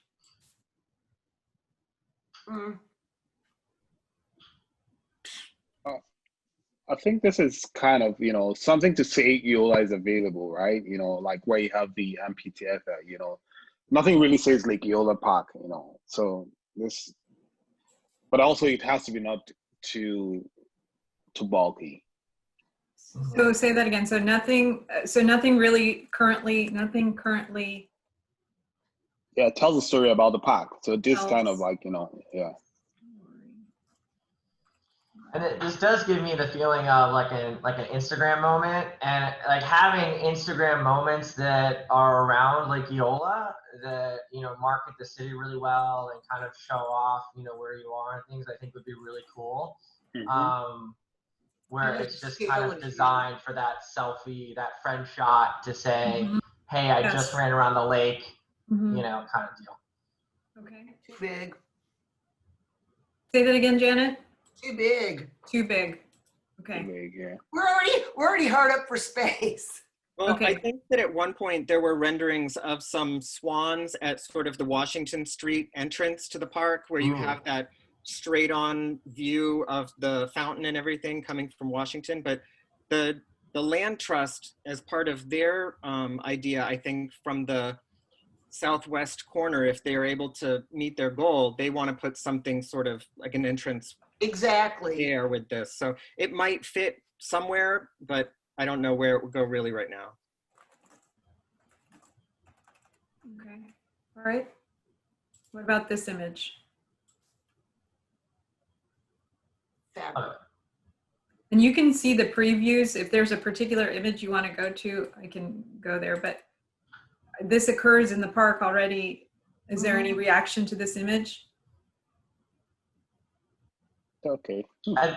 I think it's great, and I think if we had a that permanent screen, you could have this where this just automatically does yoga every morning at 7 a.m. It's just a video loop that walks people through it. You could do that kind of stuff. You could have it's kind of, you don't have to have a person running it, but I love the idea of having yoga every day reliably at 7 a.m. I know I can go grab my mat and hit the lake. I think that doing things like that would be kind of really cool.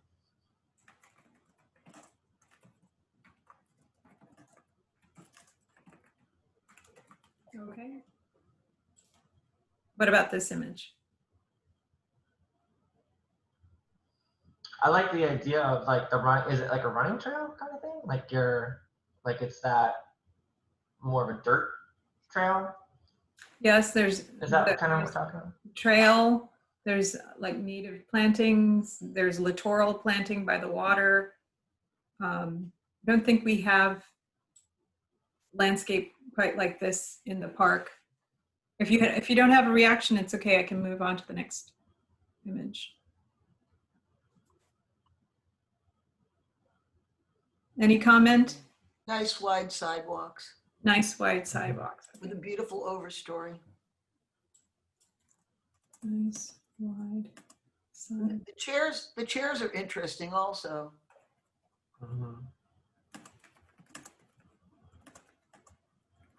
I would say there's probably not too many areas in the park that have trees on both sides of the walkway, sort of like what Mike was talking about earlier, that one area by Robinson, right, that you do have this. It makes it really nice.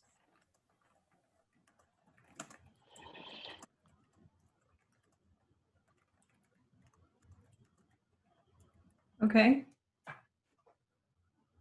What about this image?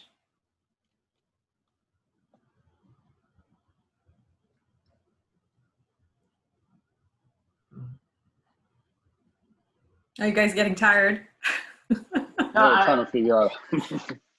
Yeah, I mean, I'm all for like events, right? Like popping up and having like these big events, in Lake Eola. Yeah, I mean, we don't really have a huge, area like this in the park, really. Yeah. I think I guess that's Dr. true, Phil right? does a lot of that kind of heavy lifting for those events. Say that again, Mike. I think that DPAC does this kind of thing well. I don't think the park does it well. Yeah, so more open green space. So in other words, fill in the lake about halfway and you're good. But you like it? Yeah. Okay. What about this? I love it. I wish I could see more of what that huge art piece is back there, but I think I like the cement, like the lines of it. I don't know. So you like the geometry of it? Love the. I like the geometry. I don't know if everyone would, but I think it's nice. I think if you have enough space where you can carve this kind of thing out, and it's just what do you do there? What kind of function does it have? That's true. A lot of benches. Right. It looks nice, but what do you do there? Eat your lunch. I don't know. Okay.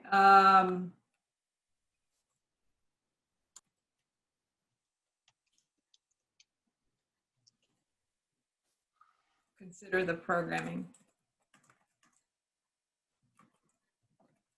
Okay. What about this image? I think it's beautiful. I love the idea of like a secret little kind of gardeny park is kind of how I see it, like a little nook. Would be really neat.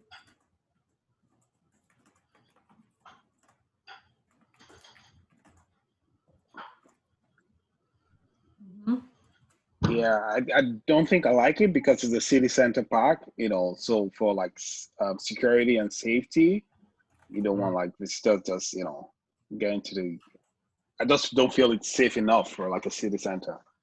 This I agree. appropriate for a city center park because of safety. Yeah, safety and like, you know, maximizing user space. So like if you actually, I would prefer something else than these. Okay.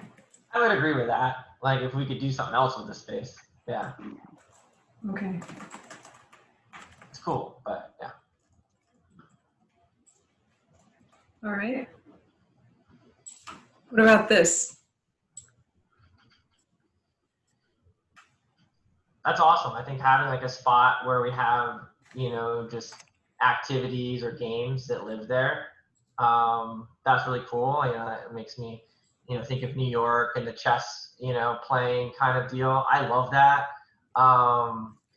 I don't know if we have a space at that. It's just kind of tables with chairs. It's really kind of a hangout, sit and have coffee kind of space where it's like seating, if that makes sense. Okay. We have 5 more minutes, and what I want you guys to consider is who wants to be the person who debriefs. So there'll be, when we go back, there'll be a debriefing time, and it'll be first the map exercise. Everyone, all the groups will talk about their mapping exercise, and then there'll be a second part of the debrief that's these images, and we'll be sharing screens, so you'll see the notes. Do I have a volunteer? So one more thing, no, just one more thing before Yes, you no go. problem. So for this park, Uh-huh. I kind of like the interlocking stones, but I like the bigger ones. They're actually like, it kind of has like, it gives you like a wooden flooring feel if it's brownish, you know, larger interlocking stones. Stone paving on underground, I mean on ground? On ground, and there's also these overall, you know, like sometimes you have these parks where you have this elevated view, like where you're walking into the park. So that kind of sets off where the main entrance is, right? So you can see all the park from, you know, while you're walking all the way down. So it's elevated and you just, you know, have to walk your way down into the park.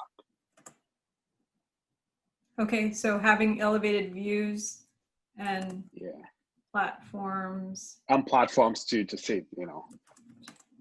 have basically like grand views. Yeah, you can kind of find that along the public side, the central side, where it's like, you know, it's elevated and you get to see something like that. Good idea. Okay. Any other general comments? And I do need a volunteer. I'll do it. Okay. I'll be your volunteer. Thank you, Josh. I would like to say, I think overall with Lake Eola, I would like to feel like maybe a overarching theme or story. I think sometimes it feels random when I go like walk around the lake. I feel like I'm kind of hitting random spots. So I really would like to feel, and I love the original, you know, spots of everything, but I'd like to tie it together into one cohesive kind of experience where I know that I'm at Lake Eola in Orlando, and it is part of this thing. I'm not just kind of discovering as it goes, I guess. If that makes sense. Fantastic. You guys did fantastic. We got a lot of information. Mm-hmm. Awesome. And thank you all for the ideas. Thanks for inviting us. So we should be getting an invitation to go back to the main session momentarily. And Josh, when it's time, I'll call on you. Okay. Diba, if I could go back to just slide 19 with the game. Yes. On the table. I think that there, in a general sense, should be more interactive areas throughout the park, like, you know, the mention of chess tables, you know, something like this, or even the kinetic art that is at Eola Drive and Robinson, you know, more things. I know that the eye over by Waverly does actually move, but it's so slow that I don't know. So creepy. It's a little bit odd. Okay. The eye follows you. But the that idea that as you're walking through, that there are more things that grab your attention, that you interact with instead of just Okay. walk past. Yes. Yeah, I mean, that's also. I like that point. Sorry. Go ahead. mhm. No, go ahead. No, I want to Yeah, hear so what you have to say. okay, yeah. So I really wanted to emphasize on like the storytelling, like Storytelling. yeah, You for got it. people who travel, this is a touristy city. Like you want to tell a story. So most people who travel to come meet me here, and they're like, Lake Eola. So what's the Okay. story? So the story in the park is kind of, you have to look at, the art and there's really no story, like, Yes. so we try to catch what's going on with that. So we have to leave. All right. Okay. Yeah.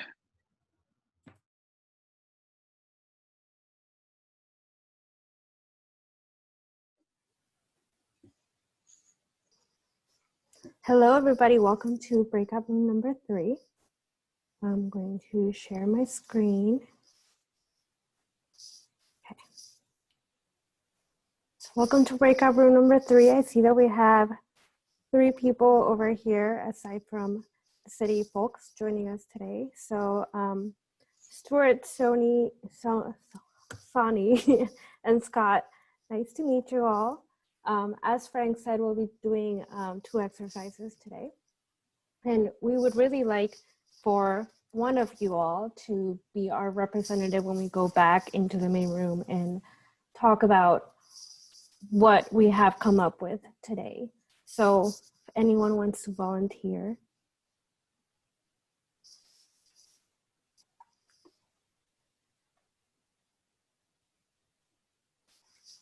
Yeah, I promise it's not that bad, guys. It's only a handful of us. It's nice and cozy today. Hey guys, this is Stuart. I'm walking home from Eola General. We have a neighborhood meeting at 7, so that's the only reason why I was hesitant to do it. Otherwise, I'm good to do it. Okay. Okay.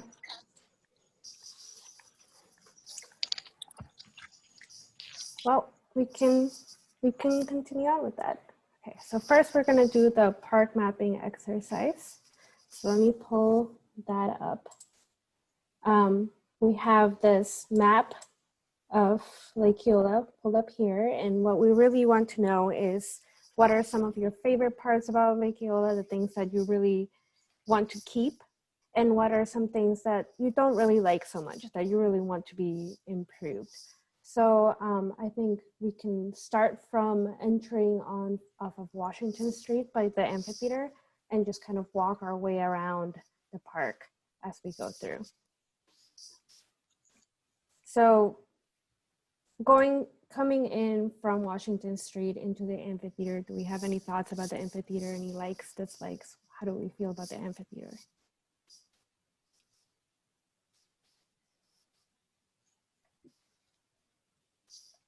Any thoughts on the seating there? Maybe the plaza space itself? I wonder if some shade might be possible. I don't know that there is, but Anything is possible with money.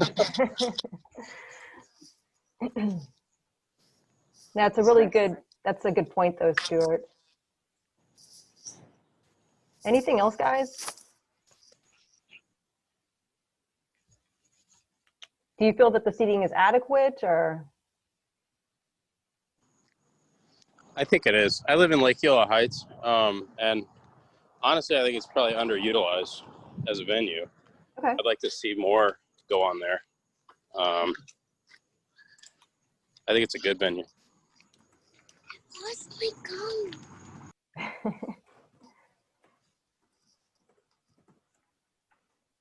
Anything in particular regarding the plaza space? Any observations that you guys have made while visiting the park that you'd like to share? Is that open space next to it that leads out to Roslyn? Correct. Mm-hmm. Yeah. Or just south of the amphitheater, if we're going down. I'm not sure how it could really be improved. I don't know if it could be utilized a different way. I think it's good. Okay. Okay. Andrea, you want to, I guess, transition somewhere? Sure. So if we're moving south, going down through Sperry Fountain and the Rookery and the Bird Island, what are your thoughts on that space? Do you think it works? Do you think it doesn't work?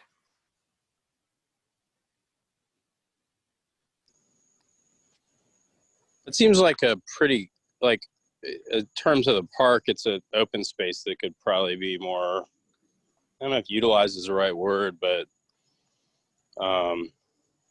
it's kind of an open grassy space that I think could probably be better utilized maybe. I don't know how you do that. Is there anything you've seen in other cities, just as we're kind of talking through things out of curiosity, that would work in a space like that? Maybe when you visited parks in other places? And if not, that's fine. I'm just throwing it out there. I don't know. The first thing that comes to mind for me, I used to live in DC, and they redid the waterfront area down at the Navy Yard, and it's just completely transformed.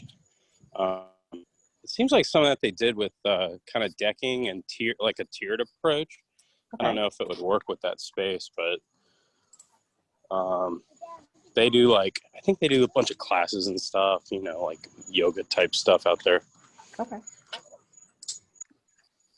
So I think that kind of fits in with the comment earlier, and I don't know if it was you, but about the increased activation. Now we're talking about the amphitheater, but just maybe increased activation overall. Yeah, I think so. I think on the other side, like the peninsula and all that are pretty well utilized. Okay. Mm-hmm.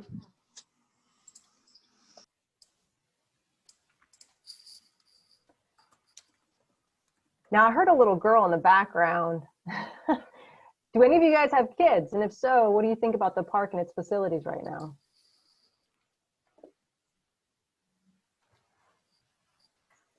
And maybe you don't have kids, but I did hear a little girl or kid. Sorry, we have it at my house. That was my 4 soon to be 5-year-old Charlie. Okay. Charlie, what do you want more of at Lake Eola? What would you like at Lake Eola? Ice cream. I want the playground to turn into a water park. He wants the playground to turn into a water park. Interesting. Thank you, Charlie. I do know my wife is not here right now, but she would be really big on a splash pad. That would, she would be big on that. Okay. We utilize the park a lot. We live about a block from it, and use the playground a lot. So yeah, kid-friendly stuff is big for us. Are you happy with the facilities as they are right now in the playground? Yeah, we're happy with the playground. The playground's good. I definitely think, I think there could be other kind of recreational stuff to attract more people to the park. Okay. Like, give maybe an example you can throw out at us. Honestly, the splash pad's the first thing that comes to mind. It's Florida. It's hot here. For sure. I know we'd utilize that pretty heavily. Trying to think what else. When you come into the park, where are you usually coming from? We played Frogger across Robinson. Across Robinson. Mm-hmm. Yeah, we've been trying to get a crosswalk for years. I know that's part of that whole road diet master plan. Correct. But I mean, we've been trying to get a basic crosswalk for years, but because it's a state road, it's just like a black hole with DOT. So let me ask you, so when you're crossing the road there, and I actually used to live in Lake Eola Heights myself, and so I completely understand the Frogger thing. Where are you usually crossing at? Are you coming over from Campfire, Broadway? What area? It's, I think Broadway. It's where that tall kind of condo is that sits diagonally. Yes, absolutely. Broadway. Yeah, that's where we pretty much always cross. It's mostly because it's closest to us, but it seems like the easiest crosswalk. So the good news is there's apparently supposed to be a crosswalk that will be put in there at that exact spot. I've heard this. We're yeah. we're very excited about this. Good. What do you think about using that particular area there as like an entryway or a gateway to the park? Do you think that makes sense there? If that's I do, but I'm biased. That's where we're coming from. Sure. But I think it makes sense. People park in our neighborhood and walk across. Mm-hmm. So, Sure, I'd be interested, any of our participants, the area between the amphitheater and the Rosalind Club. Do you have any thoughts on that particular area? well, I think that's what the land trust is shooting for, but I think it makes sense that that would probably be a good gateway to the park. Actually, I'm a little bit north of there, just south of the plaza. There's an area, yes, like where the cursor where is the now. Muse is. No, south. South. If you can see, can someone put the cursor right on that? All right, around Between here? a little further north. Okay, right. Further north, right there. Whoop, go back. Right there. Got Right it. there, yes. Mm-hmm. Seems like a kind of a wasted space, or at least a space that's underutilized. Yeah, that's like the Zen garden type place, isn't it? Correct. Yeah, Yes. that is. Yeah, it's that I feel you. I think that's kind of a no man's land that's pretty underutilized. So do you think that it should just be something completely different? I have no idea. I'm just a lawyer, but Just a lawyer. I'm all for I don't know. I'm all for more kind of open spaces that'll get utilized, and I think that's kind of an open space that probably doesn't cater to being utilized. Hold on one second.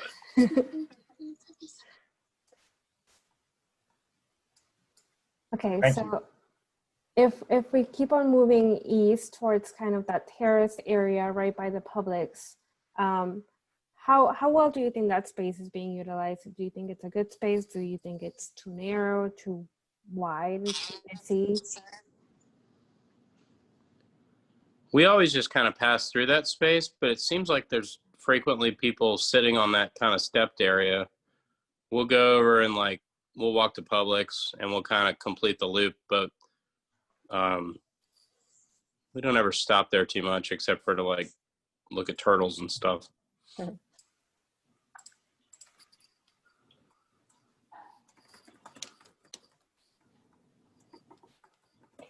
So just out of curiosity, so we've talked about spaces that are underutilized. Obviously we'll refer to as like the Zen garden or the sunken garden. Sperry Fountain has come up as an underutilized space. Unless you're just sitting around, seems like the southern area maybe wouldn't be heavily utilized. Any other spaces in the park that you feel are underutilized right now? I think, and I have no idea, I've heard lots of comments about how the water's blue and, the pollution in the water, but ideally, I think this would be an incredible park for paddleboarding, and if you had some sort of beach space, or the water itself is not utilized at all. Correct. So, and I know a lot of that might have to do with the water condition. All I know is it's dyed blue, but if it was clean, good water, I think the lake itself is totally underutilized. The swan boats are great, but if people I was just over in St. Pete and they just did their pier over there, and they've got all the, they've got rentals and paddle boards and all sorts of stuff like that. So, right. And a little beach area too. Yeah, exactly. Yeah, it's very Yeah. cool. Yeah, and the water is such a big part of the entire park. It really is about half of the entire park area. What do you think about the water edge currently, how it is, where it's just kind of like a wall drop off into the water? Yeah, you can.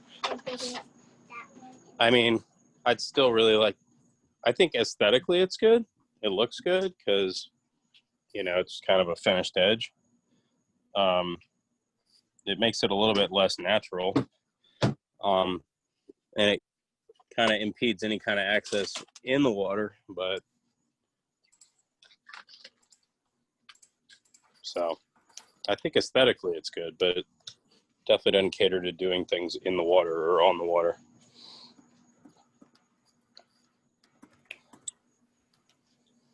So out of curiosity, every time I go to Lake Eola, especially in the evenings, I see a ton of runners or people exercising there. Are any of you maybe one of the folks I've seen running around the lake? And if so, what do you think about the facilities for somebody that's active that wants to use it for, you know, those types of purposes? I think it's great for running.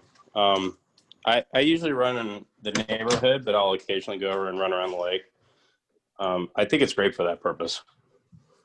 Is there anything, so like maybe in your travels, I know that I'll go running because I don't necessarily have access to a gym or whatever, and I'll pick up on things that maybe other cities have that we don't have.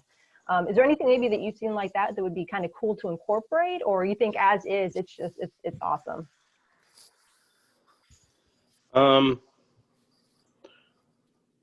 Yeah, I'm trying to think if there's anything anecdotally, like places I've been.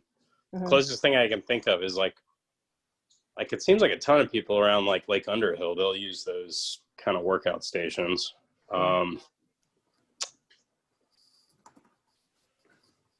It seems like a lot of boot camps utilize the park, which I think is a good thing. Draws people there. Are they just like in the grassy areas, or where do you? Yeah. I haven't seen that yet. I see them on the which corner is that? I guess the northeast corner. They'll kind of do it in the grassy area up there. Okay. Mm-hmm. Stuart, do you think some of the areas should be left to be, not left, but maybe enhanced as just kind of quiet zones or areas for people to sit and talk and enjoy? I do. People Yeah. watching, that kind of thing? And I apologize, you guys. Some of this stuff just doesn't occur to me. But I'm trying to think where we kind of congregate. You know, we're a young family. I'm 38. My wife's 34. We have a almost 5-year-old and a 20-month-old, and we utilize the playground the most. I think there could be a lot more places to kind of attract people, like you're saying, to sit and gather. I don't know how you execute that. I don't know if that just comes down to benches, but I think there could be something more creative, you know?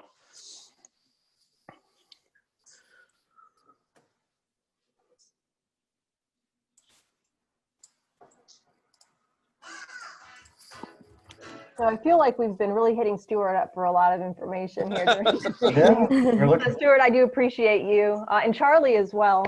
But I guess Scott, and is it Sunny? Do you guys have any thoughts on anything we've mentioned here? You got to give us something. Definitely want to hear what you have to say.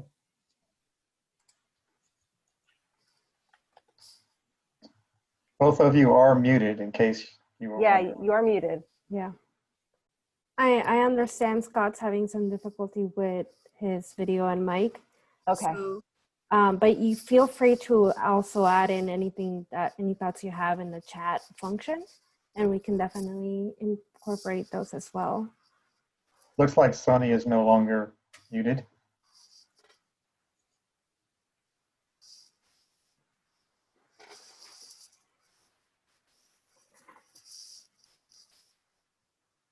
Sunny, any thoughts?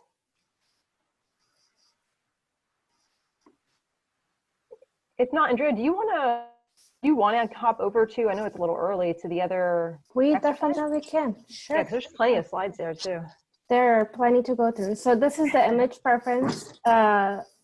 We have basically a collection of images, and we want to get a feel of how people feel about these images. Do we like these? Do we not like these? Is this something that we would like to see at Lake Eola? So here we have this park in Atlanta. It's Piedmont Park. It has a nice walkway. It has some stone and a pavilion. So how do we feel about this park?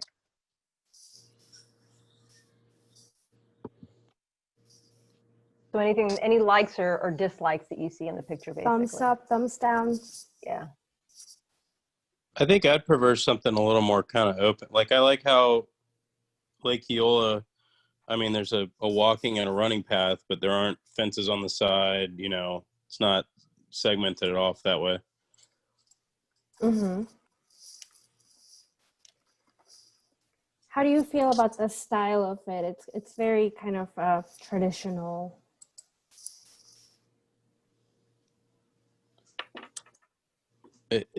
It doesn't look very Central Florida to me.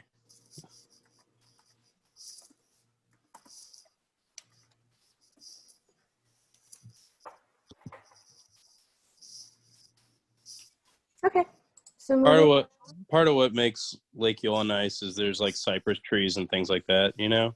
Mm-hmm. I think there's and the oak trees. There's kind of that natural beauty. So that's one of the big pluses of the park to me. Mm-hmm. Yeah, I think that's a really good point. So up next we have a splash pad, which I know you mentioned. So how do we feel about this image? You know my feelings. Charlie gives it 2 thumbs up. I'll I tell you will one write place that had a really so we lived in Tallahassee for 2 years, and they did Cascades Park, and we lived pretty close to there, and their splash pad was pretty awesome. It was very new when we lived there, that part. Yeah, that's great. We'll definitely look into it. Great. So next image, we have this kind of open lawn space with some street lights and some lower lights. And it's pretty urban. Do we like this? Do we not like this? Andrea, just really quickly, I want to let you know Scott is communicating with us via chat, so just FYI. Thanks, Scott. We appreciate it. I think that looks great. That's kind of the open thing that I was talking about.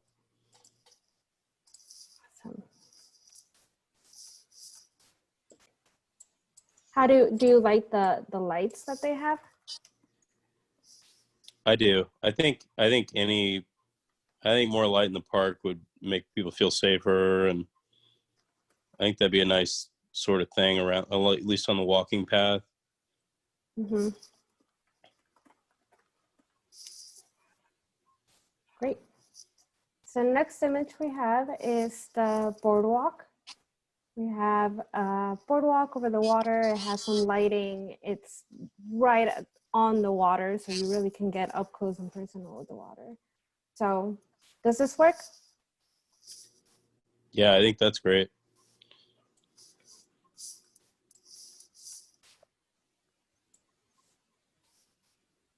Okay. So next one, we have a carousel.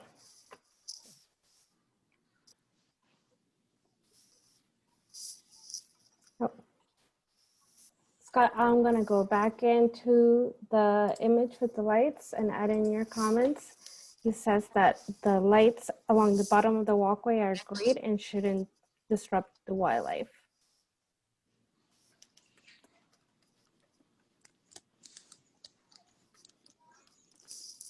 Okay, great. It also leaves the views open. Mm-hmm. You don't have standards blocking your view. So a carousel in Lake Eola, is this a good thing? Is it a bad thing?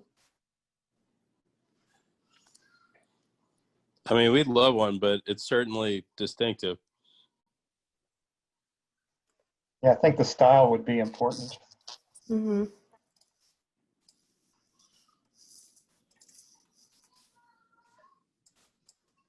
So what would it need to have in order to make it work with Lake Eola? Swans, alligators.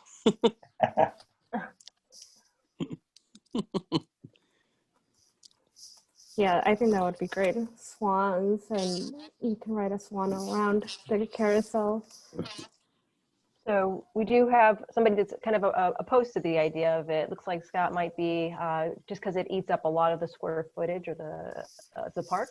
So put that comment. That's in. true. Yeah, Yeah, that's true. I always thought it was about the same size as that sunken garden area by the that we were talking about earlier.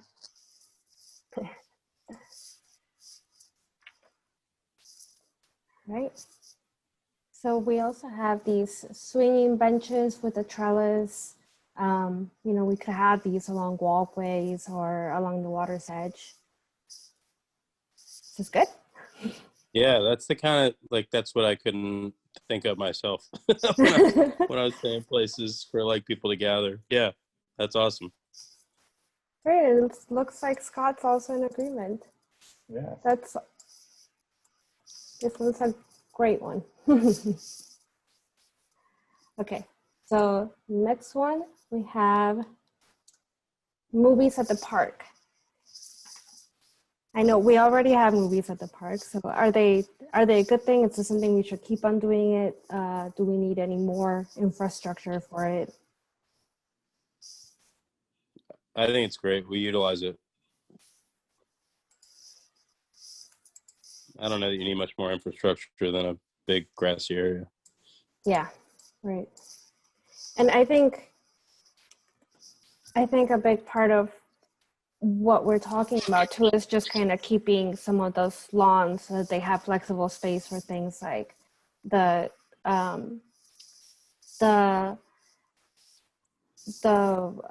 movies and yoga and all of this. And Scott says 6 feet. So yes, it would definitely, at least right now, need some social distancing. That's a great point. It all looks very different to us now. Okay, so next one we have is the sculpture that is in Cincinnati. It's kind of just a big iconic sculpture that people can take pictures with. So what are your thoughts on this?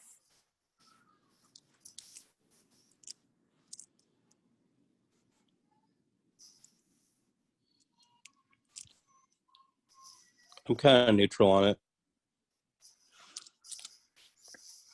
Okay. Scott?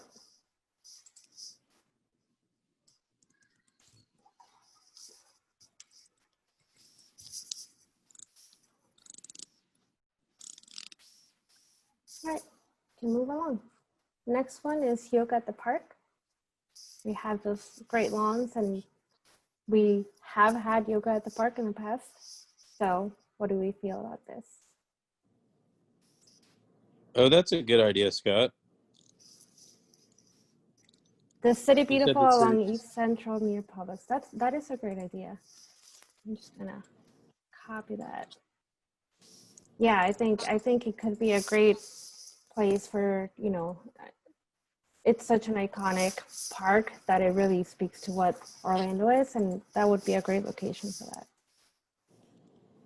No worries, Scott. We are keeping an eye on you. Okay, so back to yoga at the park. How do we feel about this? I think it's great. I don't do yoga, but I like that people do yoga there. And boot camp and all those other things. One thing, my good friend of mine, they live out in Apopka now, but he grew up in kind of Lancaster Park, but he went to school at St. James, and he said they would always come across the street and they would play in those green areas over there. And so I think any kind of utilizing that way is great. Yeah, I think that's great. Particularly if you've got like local schools like that that are using it. I think that the more you've got schools coming to the park, it's a good utilization. Mm-hmm. Yeah, that is a really good way of, providing that space and also having the community be a part of it. Yeah. Yeah. Okay.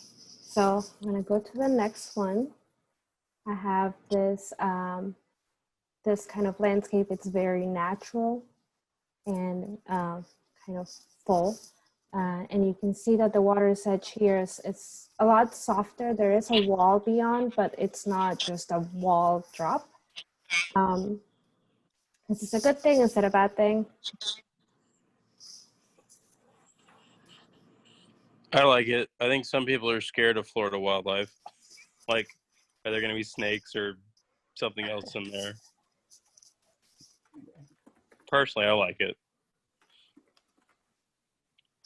It's very like Florida native. Yeah. Kind of landscape. Mm-hmm.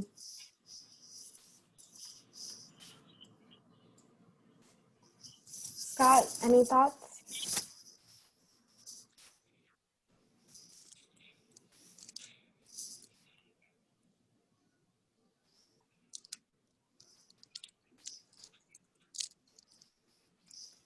Keep on moving. Go back if I see something, Scott. Okay. So here we have kind of a shady walk. I think one of the beautiful parts about Lake Eola is all the trees. But we also have some more seating and some trash cans and all of this. So what are your thoughts? Yeah, that's great. I like that a lot.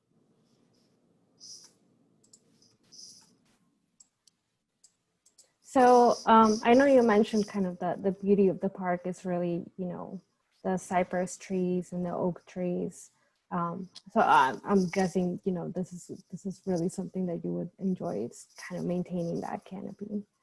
Yeah, definitely. Nice wide sidewalk too. Yeah. Exactly.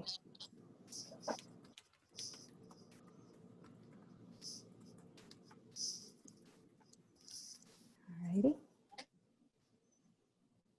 So in this image, we have a large lawn space with events, really activated. I know there's currently a lot of events going on at Lake Eola. Well, not right now, but in the past. So what do we think about something like this where it's a bit more designated of space?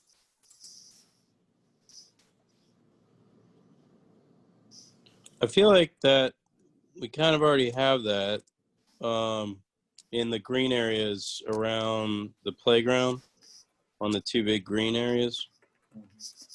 But I mean, I'm all for the more utilizing that, the better.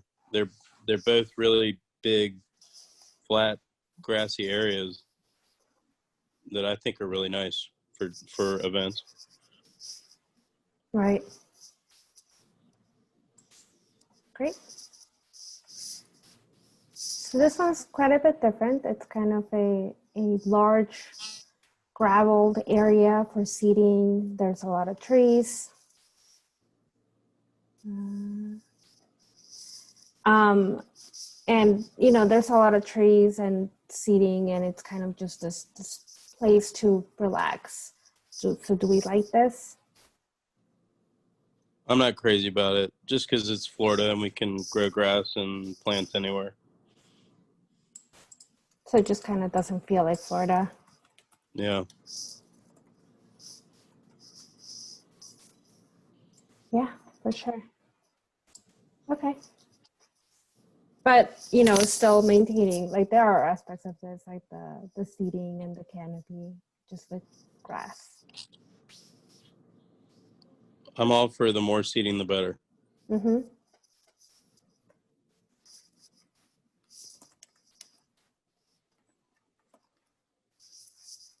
That's great. Okay. So moving along to this image, it's kind of a garden with flowers, spaces to sit. It's a lot of plants, and it's definitely more high maintenance, but if something like this were to be implemented, you could have it be in a small concentrated area. So is this good? It's good if you got the space for it.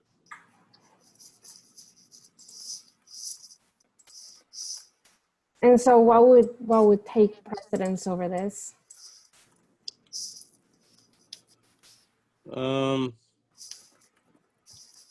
Well, and I really apologize. I got to drop off in a few, but I'll tell you, so I have good friends that live in Atlanta. So I've seen the Beltline up there a lot. Mm-hmm. And I really, for me, besides the recreational stuff, like we walk over as a family, we'll get dinner outside at World of Beer.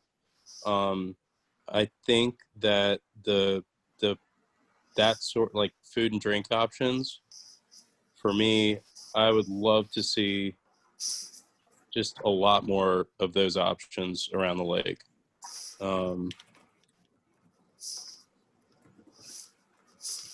Yeah. So when you say that, do you mean more like food trucks, kind of more not a permanent thing?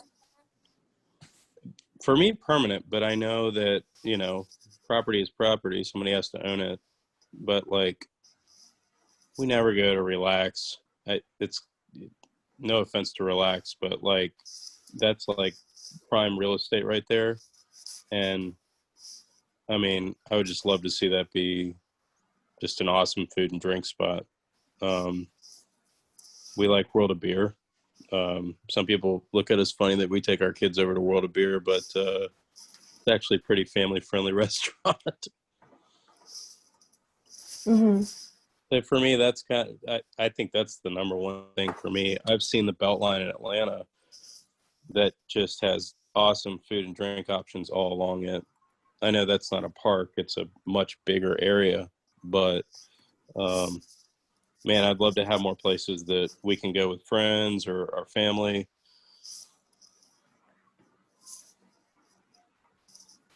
Yeah, even if it's not the exact same use, I mean, you can still draw inspiration from these places, right? And I agree with you. I was just on the Beltline, I think 2 weeks ago, and yeah, you're right. I'm surprised I didn't come back weighing 20 more pounds, but. Yeah, and I see Scott's comment too about the garden. He says that people would need to respect this area, and sometimes the downtown population might not. So it might not really work. Might be more applicable to something like Lou Gardens. Mm-hmm. Yeah, I think I agree with that.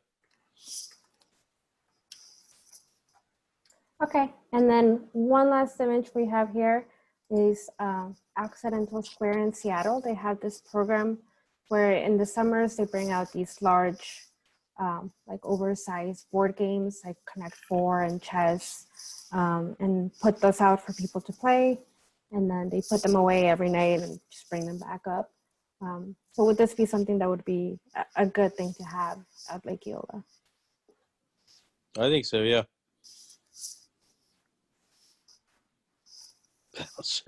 Yeah. It's pretty cool. It gets a lot of views. Yeah, definitely. Sure.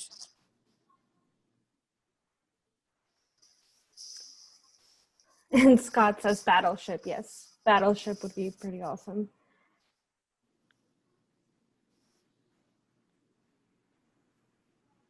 Yeah, okay. So says this, people will go out and play games whether permitting. Yeah, that's completely right. So I know I just saw that I guess Sunny had some audio problems too, so that's unfortunate. But Sunny, if there's anything that you want to have us note here, please feel free to just send that via chat and we'll do so. Yeah, we will definitely put it in here and account for it. If you have any ideas, we have also this. Did we miss anything? Anything else that you were thinking might be a good idea, something you would like to see or could be improved?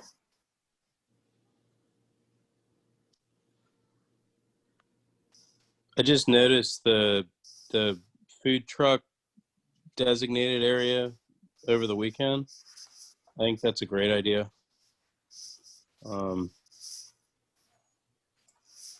kind of goes along with the food and drink options. Sure. My wife their can't time. stand food trucks because she wants someplace permanent to sit. She gets really annoyed by that. I'm the opposite. I'm like, I like food trucks, but I think there could be a healthy mix of that and permanent fixtures around the lake. Scott, any thoughts that you have? Put down something. I missed it.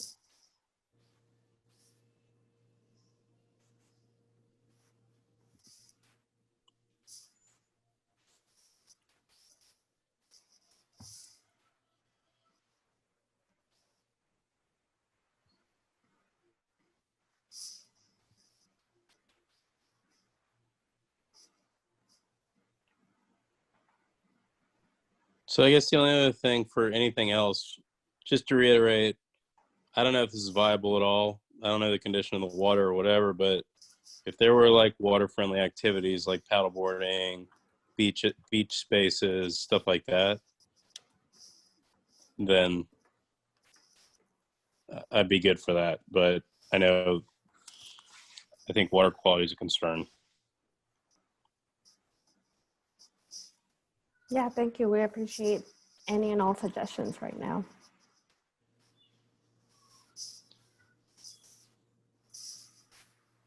Andrea, do you know how much more time we have in the breakout room before? I am not Not sure. Okay. No, I'm not sure. I can, it doesn't look like I can message Susan from here, so. Okay. Oh, there we go. We have 5 minutes. I have 5 minutes. Susan must have heard me. Yep. Guys, I apologize. I got to drop off. Not a problem. Thank you so much. Yeah, Sorry, we I really was so appreciate your chatty. input. No, that's great. We really appreciate your input. We like the park. We live here.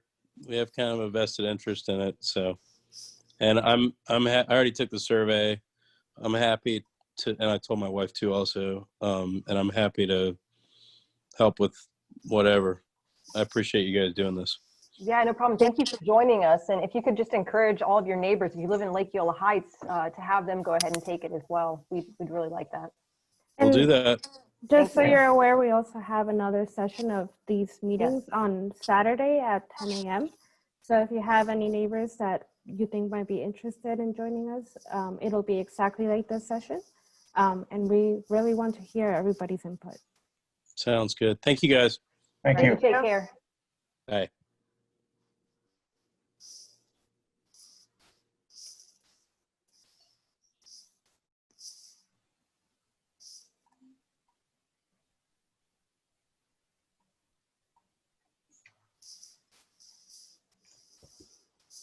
Any other questions maybe that we could ask Sunny and Scott? Even if we have to go back to the mapping exercise, I don't know. Yeah, we can certainly do that. Just while we have a few minutes left. Yeah, if there's anything, during this exercise, maybe that you thought about, after we exited it, that you'd like to go ahead and mention now, by all means, please do. I know there's certain things in the park that we really didn't get to touch, but we want to hear, whatever comments you might have. And if there's just any general kind of suggestions or whatever, feel free to go ahead and throw those out. Maybe you've been to another city and you've seen some, cool amenity. Don't be embarrassed to share it.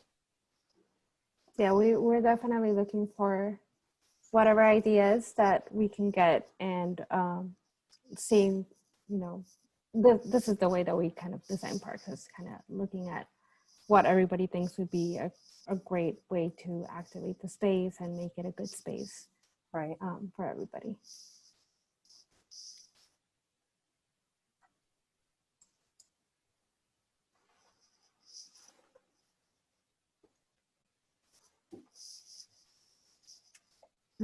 Scott says, if we want to maintain wildlife, I'm not sure we should add kayaks, etc. on Lake Eola. I think he's right. Yeah, that's actually a really good point.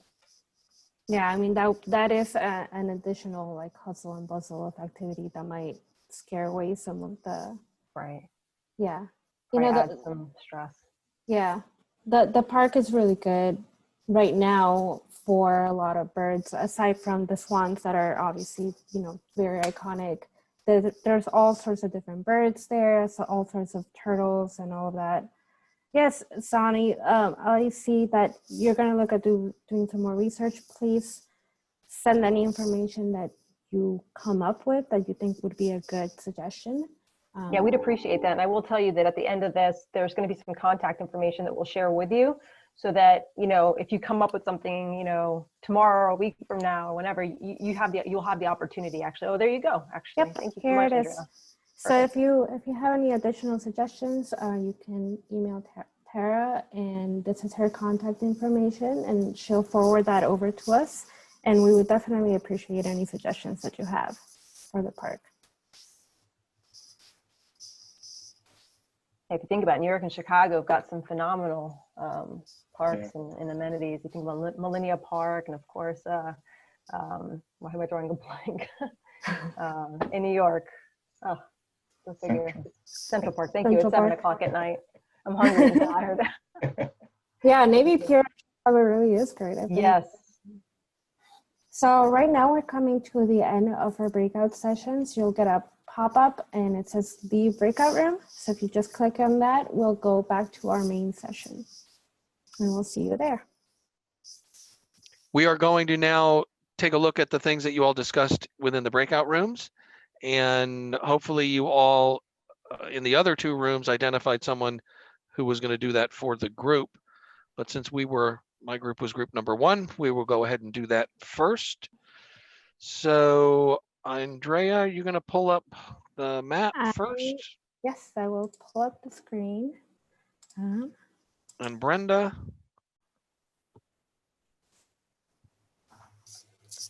Here we go. Group number 1, Frank's group.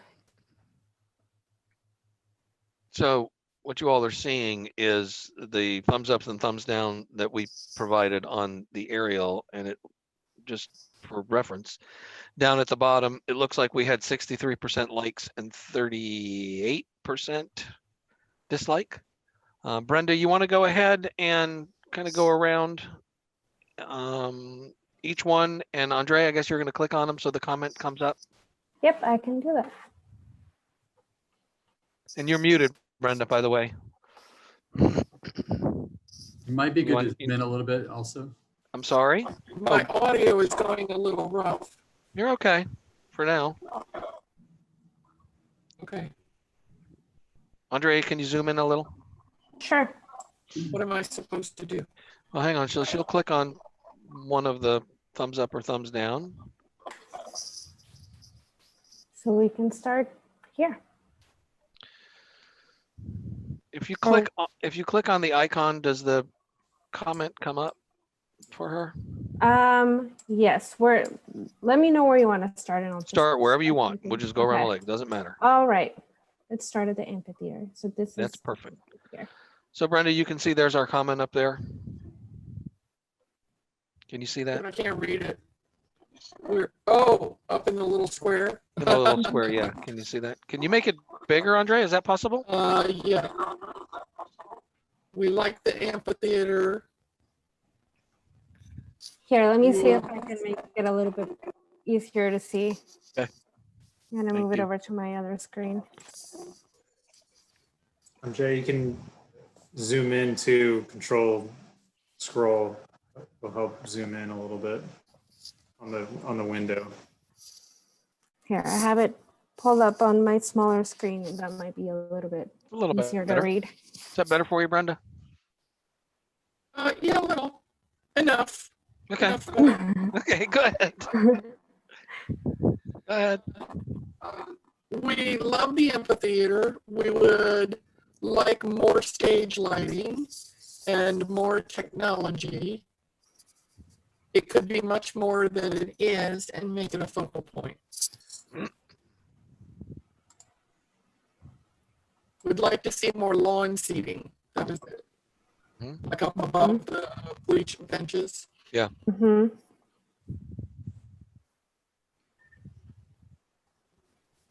Like mezzanine seating.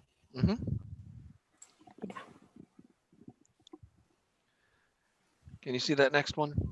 Me again? Okay, yeah, this is an area that works well right now. Overall, maybe it's an overall like. Yeah, we talked a little bit for a second about just generally, I just happened to place it here, but everybody really was in favor of the public art that's there and maybe the addition of some more public art throughout the park. Go ahead, Andrea.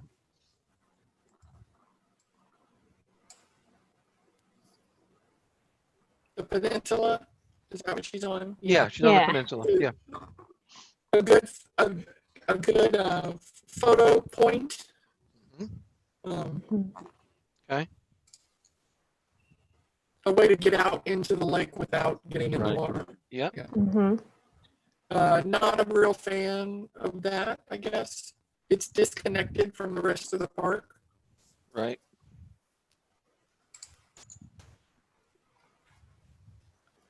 I don't know if you meant, Frank, I don't know if you meant that physically or in theme. Like, what does the, you know what I mean? The disconnection, you mean? Yeah. I think it just, I think it felt visually, you all thought it felt a little bit visually disconnected. I mean, it is physically connected, but it almost didn't feel like it was a part of the park as much as it probably should have been. Right. And then you all had another comment here, another dislike. Well, the dislike, Andrea, you just skipped, yeah, right there. Yeah, that was another small, oh, that one is that the small theater use? No, you all said that you wanted to see maybe better and more productive use of that area and that it could be in better, somewhat better condition. Didn't seem to be in terrific condition. Well, which area is that? Same, you see that, do you see the thumbs down with the little box around it that she's got highlighted? It's right there, the same area. Yes. Okay, Andrea. Okay. Next one. And that's the, where the little benches are? Correct, yes. Okay, yeah, so we marked that as a good area that's openly accessible to the public for small venue type. Right, smaller events. Okay. Wedding, yeah. So down by the pagoda, the Ting. We like that. It's also a nice gathering area. Right. Always be able to good to say, I'll meet you at the. Right, yeah. Or whatever. Okay. Just a general area. Generally, everybody liked the pagoda, the Ting, but wanted to see it maybe in a little bit better shape, not just that structure, but the landscape in general in that area. The comment was it wasn't in particularly good shape. Okay. So moving further south, I think this is just kind of a general comment. Yeah, I put it in the lake because it was just a general comment that I thought was important that just about everybody had, which was to add some electronic kiosks and maybe some informational signage or interpretive signs that you could read as you kind of make your way around the park.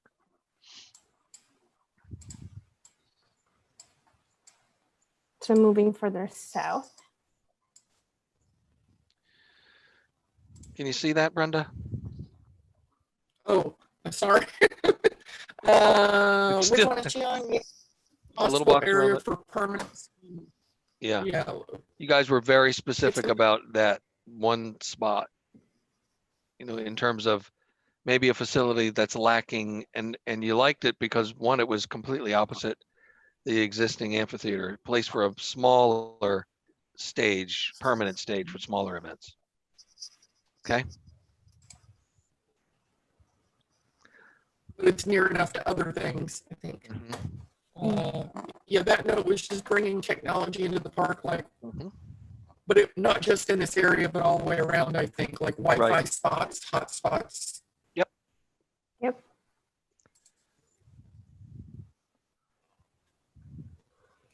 The bridge. Yeah, the farmer's market, generally. Everybody farmer's really, market. really loves the farmer's Another market. useful space, another identifiable meeting, rendezvous point. Mhm. And then moving further west. This is where we talked about putting more natural vegetation in. Right. Yes. Various, not meant all the way around, but where it can be applicable. Okay. This was another good natural viewing area. Shows off the wildlife and the natural beauty of the park. Okay. Very good. I believe this is the last one. It is the last one.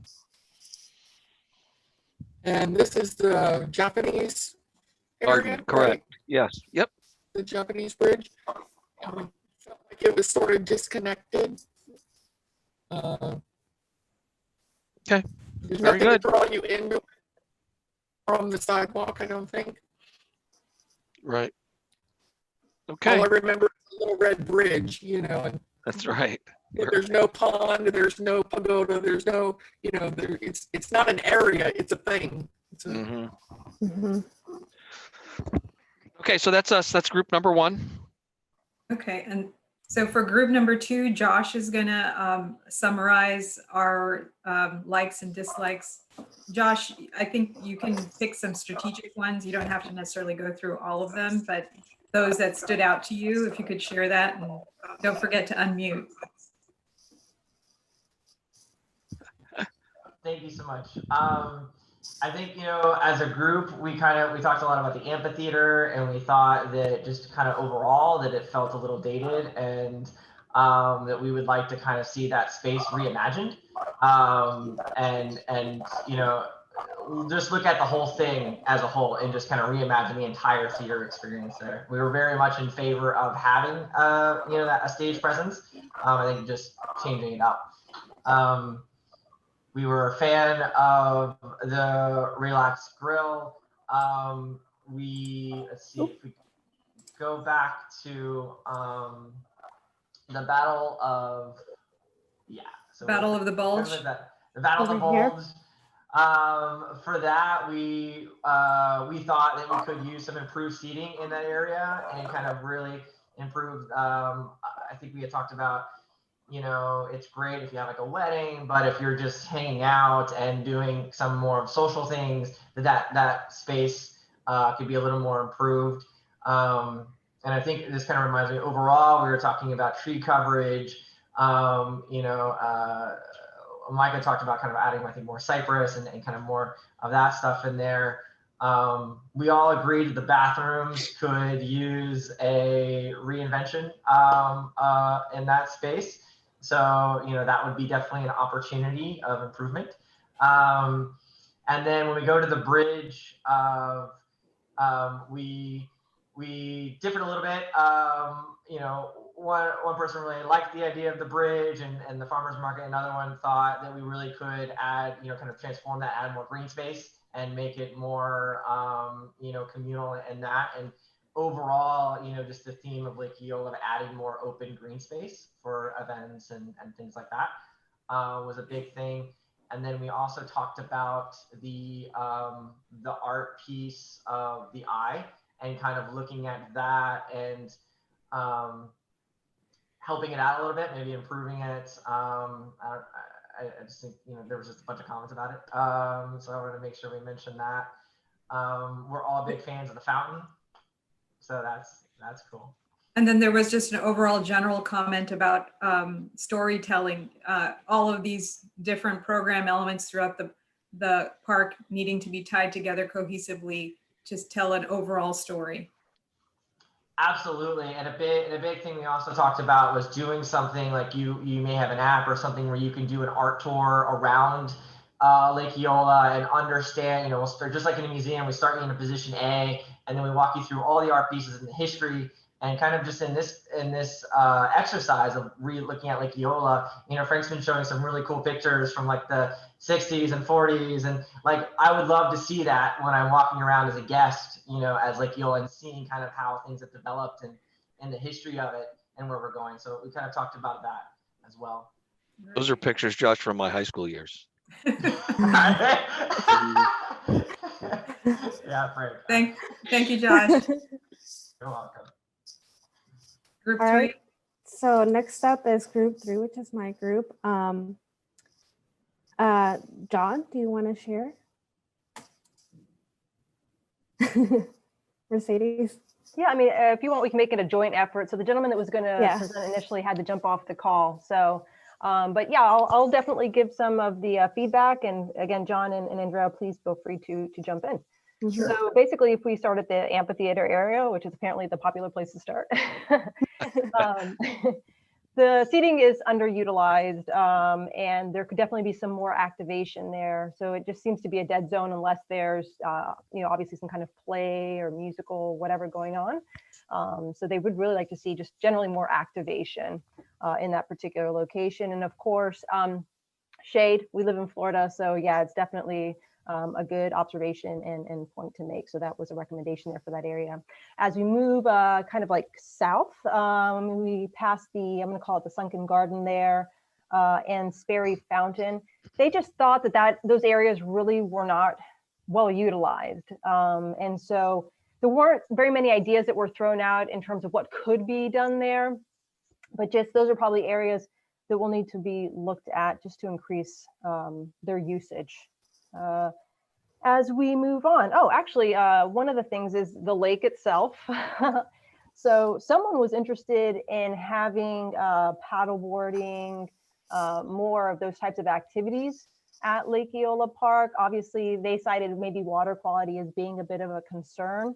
A beach, they said, would be nice to have there. And the same person actually also said that the retaining wall kind of gives it an unnatural look, the lake. Trying to think, but kind of counter to the utilizing the lake for those additional activations, so paddleboarding and whatnot. Someone did say that there should be some considerations given to the wildlife, obviously our iconic swans and such, and the possible stress that could place on them if we had people on paddleboards all over the lake.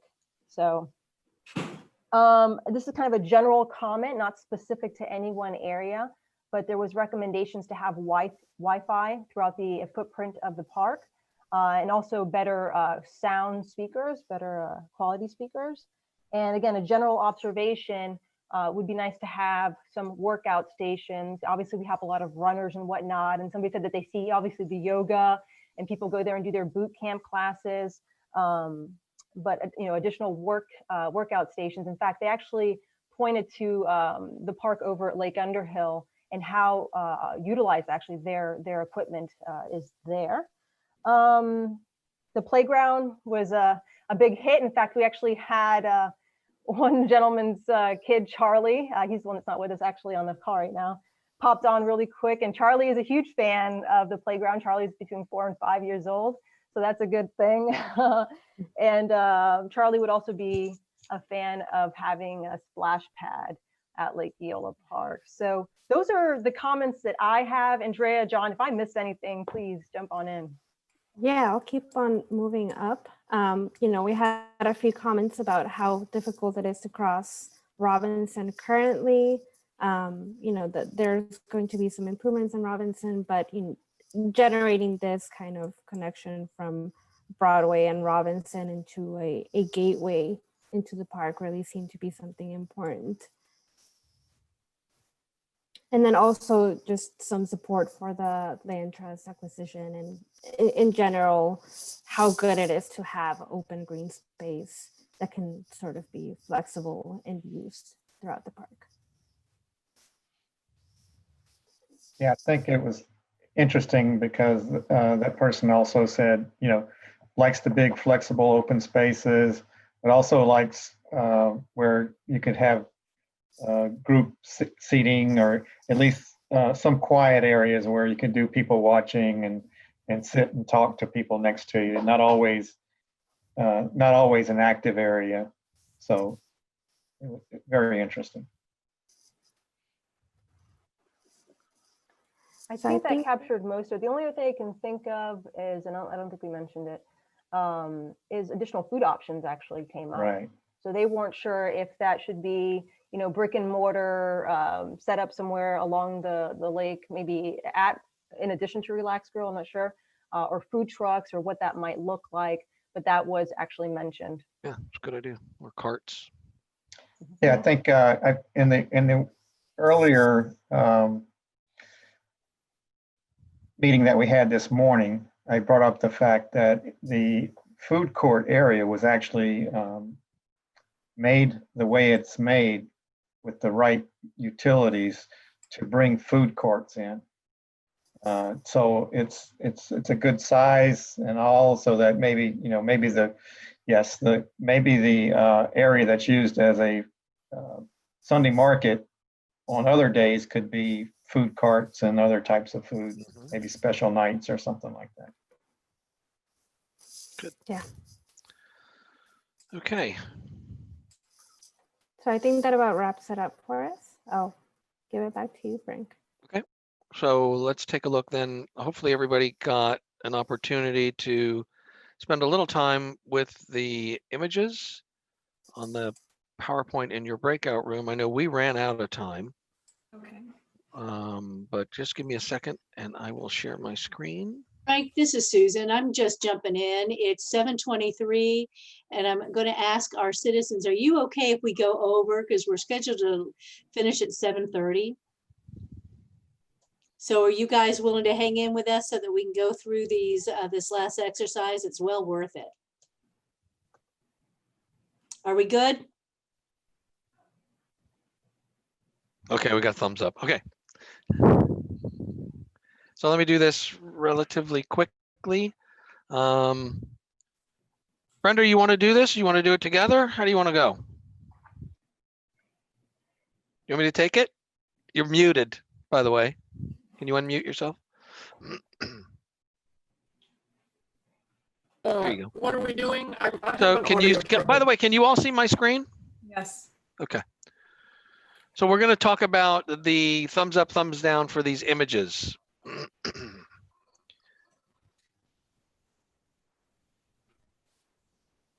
Okay, I'll start. So this was obviously Piedmont Park, and we actually got a thumbs up and thumbs down both. We had folks that really liked the use of the stone, the fact that it was a very, very wide walk, liked the combination of sort of the pilasters, stone pilasters, and some seating that could occur along that fence line. But I think it was Michelle that said it felt very, very dated, and particularly the pavilion and the use of the columns. So there was sort of a mixed bag on that one. For the interactive fountain at Butler Metro Park, I think there was pretty much a consensus that folks like the activity and the movement that the water created, and felt like an interactive would be welcome in Eola Park, just not that one. The one in the photograph. And so the reason for the thumbs down is they felt like this felt very kind of stark, lots of concrete, not a lot of trees, not a lot of shade for folks that are watching their kids. So the negative was really just this particular fountain, but generally the idea of perhaps a smaller interactive fountain in Eola Park was of interest. This was an all thumbs up for the group. I really liked the unique use of the low level lighting, which added interest. We actually also discussed a little bit just the flexible open space in the foreground, and that not everything needs to be a programmed space. So there was again a consensus that was absolutely a thumbs up. The same here. Folks were interested in an opportunity to get a little closer to the water, and liked in this particular photograph that it appeared that that boardwalk was on the edge as opposed to cutting across that water body, and thought if we expand those opportunities through a boardwalk at Eola, they'd like to see the same type of use, clearly not cutting across the lake, but rather somewhere on the edges. All thumbs down for us on this one. It felt for our group very inappropriate. There's a natural feel to Lake Eola Park, and thought they all thought this was inappropriate and didn't fit the character of the park, as well as being maybe a little bit too much to maintain. And then in the long run, it might end up looking a little bit run down. A lot of consensus on the thumbs up for the swings, whatever kind of final design form they take, particularly if it's next to an area for kids where the parents could sit and watch the children play, or in an interactive fountain. And thought it was also important that this was shown under a bit of a shade element. So however we achieve that shade, whether it's trees or a structured element with the swings, they thought that that would be important. And it was a really calm feature and a good addition to the other seating, particularly kind of lawn seating and picnicking areas. Everybody felt it was really good to have flexible open space. And again, the feeling that not everything within a park needs to be programmed. And there was a little bit of a discussion about the majority of Eola Park really is a very linear park, just happens to be in a circle. And that's the majority of the park. So this is the opportunity to have unprogrammed, unstructured, flexible, just general open space is a really nice foil to the feeling of a linear park. Mixed feelings on this one. You know, somebody just said, I just really don't like this. It looks like a marquee. Others felt it could potentially appeal to a younger demographic, and certainly could be used for promoting downtown or the city of Orlando or the park on social media. One of our folks felt it takes focus away from the fountain and maybe is a little too iconic and draws a little too much attention to itself. All thumbs up for the open space for yoga. Michelle actually has spent a lot of time in this park. I guess this is your hometown, and noted that it's a really, really active space between two stadiums in Cincinnati. Everybody really liked the use of the sort of native landscape treatment on the edge of this water body, and could see that in Lake Eola as long as it was on certain parts of the lake and maybe not the entire lake. And then we started moving quick. So this was a love it, 3 thumbs up, and then we ran out of time. But I did want to, in the early afternoon session today, I don't know that any of us got to the last slide, so I wanted to make sure we hit that. So with a few seconds to go, everybody really liked the idea of games, particularly if there was a variety of games for a variety of ages. And I'll stop sharing. And Sheba, I guess it's you, right? Yes, and Josh from our group will be sharing. So I'll advance, Josh, just let me know to advance the screen. Okay, awesome. You know, I think as a group, we liked this. We liked it felt very open and clean and, you know, kind of well maintained. I think was one of the kind of takeaways we got from this. We also really liked having gazebos of different sizes around the park, that idea, so people can have kind of private, intimate events that don't have to be sanctioned from the city, but like a club can go meet at this pavilion on one, and I can have a networking event or, you know, a few friends on the other one. And so kind of creating these kind of communal shade areas around the park as a whole. And then also the adding of the additional sitting space around the wall to kind of relax and have that space. And we'll go to the next slide. We were totally on the shade train with your guys' Frank. So we were all about that. Love the idea of the splash base. And then we took that as an inspiration of coming up with maybe more ways to incorporate play around the park, and just think of it, you know, and I think that kind of lends to different age groups and different things, but just kind of like love the idea of this and the thread of let's add some cool different play areas. All about the walkway. I think we didn't have much to say. We were just really into it. Thought it was really, I think we were all fans. Yeah, I think again we were kind of in alignment of Frank's group here. You know, we like the idea of the entertainment portion, but it just didn't seem to fit what we were, and it seemed like this may be a little more touristy than we wanted to go. We wanted to really feel like a home, you know, our park, and more of a local spot than a touristy spot. Yeah, super into the design. Love the design of the minimalistic. Looked really cool. We would like to add a little more shade to it. That's probably just selfish because I burn really easy. And then, but we love the fact that they move and all of that. I would also love to see an audio element or maybe a lighting thing as they move, that the chairs play with something. I think that would be really engaging and a fun thing. We'll go to the next one. This one, we really like the idea of having a screen. Somebody had mentioned a full-time LED screen somewhere in the park, and that could be used to do, on a mat. We could have things that, movie nights that don't have to be managed by the parks. It could just be something that's on a timer, and that could also be for like 7 a.m. yoga. It's something that the city can just have on a video loop that just automatically starts in. So I grab my mat and I sit and I go and I'm walked through a program. And then when that's not there, of course, we could play dynamic, beautiful arts that maybe highlights artists of Orlando. Whose idea was that, Josh? It could be some people might pick that up. Yeah, I'll just nuzzle that idea in there. I think we were all in the agreement. We like the idea of the statement piece for it. But this kind of lends the idea of, I thought I kind of pulled the attention of this seems like an Instagram social moment, and maybe not this is the right fit, but I think the inspiration of creating, we really thought of creating any Instagram selfie spaces around the park that really kind of brand that it's like Eola, that I'm in Orlando, and it's really easy and small enough to take a selfie with my friend and kind of do that kind of thing.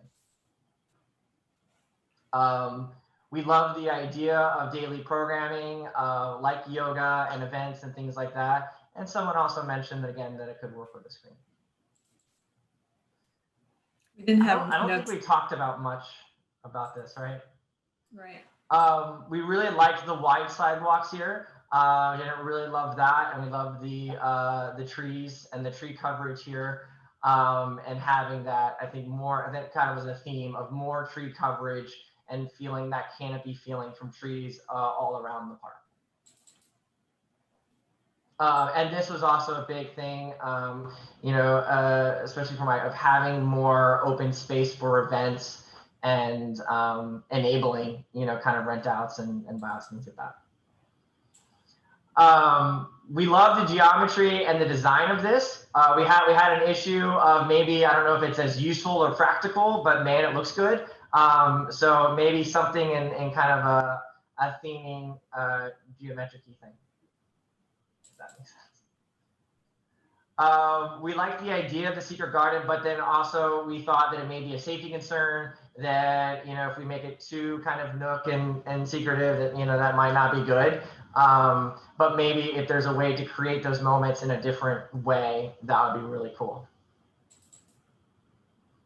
We love the idea of having full-time games there. We talked about, the chess players in New York was kind of an inspiration of seeing this, having that.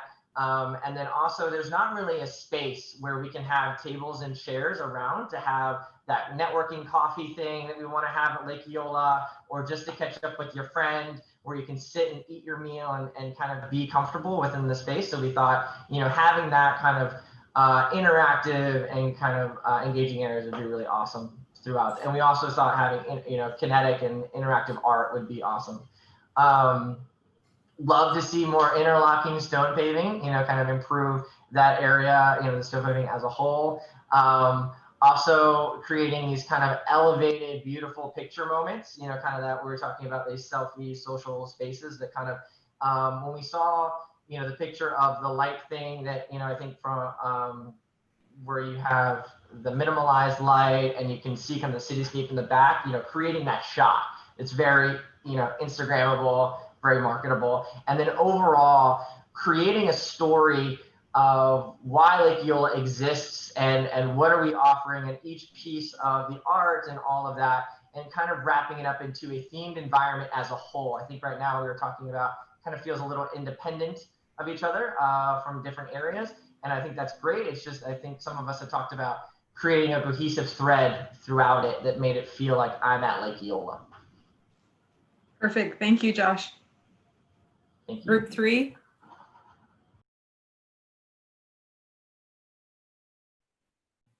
Okay, so can you all see my screen?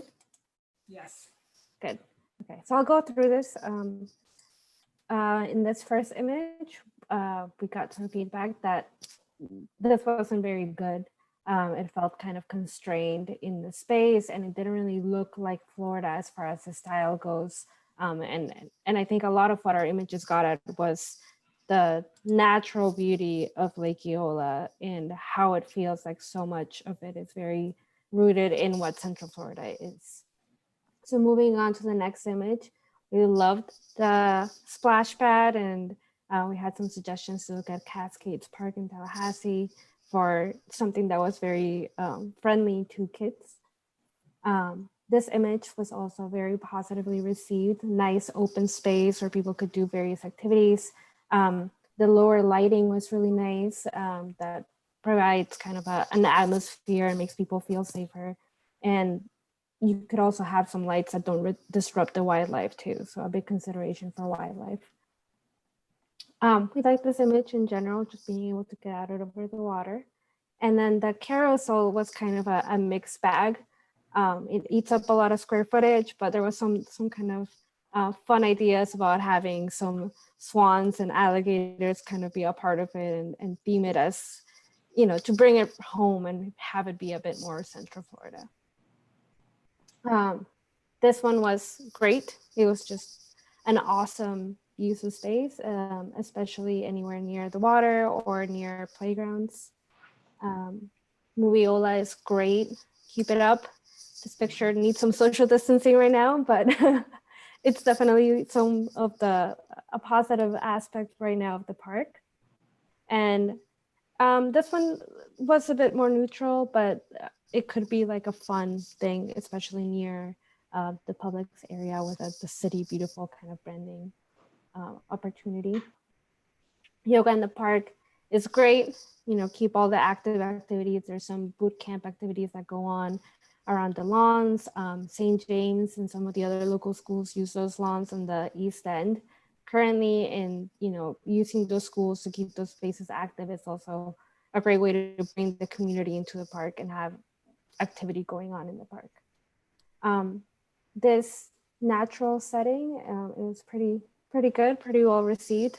They were saying, you know, that some people might be scared of snakes or something, so it has to be done in a way where people still feel safe, but definitely keeping the natural edge to bring in some of the Florida beauty into the space.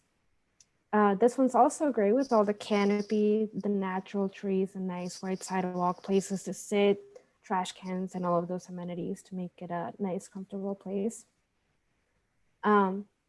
This was, you know, we just already have this, was what they seem to think, is that we already have this in the West Lawns, and so it's a great space already. This one, the reaction was that it doesn't really feel like Florida, especially because in Florida, we're able to keep things green year round. But more seating throughout the park is definitely a good thing. And the canopy is also a great thing, especially in the Florida heat. And this one was also kind of a mixed reaction. It looks good, it's nice, but if there's no space for it, and if this is not the right setting for it, then it could go and make way for something else. And then lastly, we have the games that received a lot of good positive reactions. You know, we got some suggestions for Battleship in here too. And that they would definitely get some use out of this and activate the space. And we have a handful of additional notes. In general, just more food and drink options like those in the Relax Grill, World of Beer. The Atlanta Beltline has a lot of good food options, a food truck designated area. And, you know, someone in our group wanted to have some more water-friendly activities like paddleboarding or a beach, or just being able to in general get a bit closer to the water. And additionally, some thought into parking and maybe building a garage around the area. So that about wraps us up.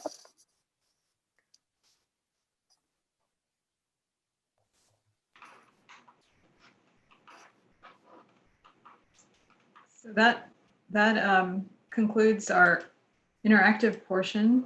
Want to invite everyone to take the survey. We already have 2,500 responses to date.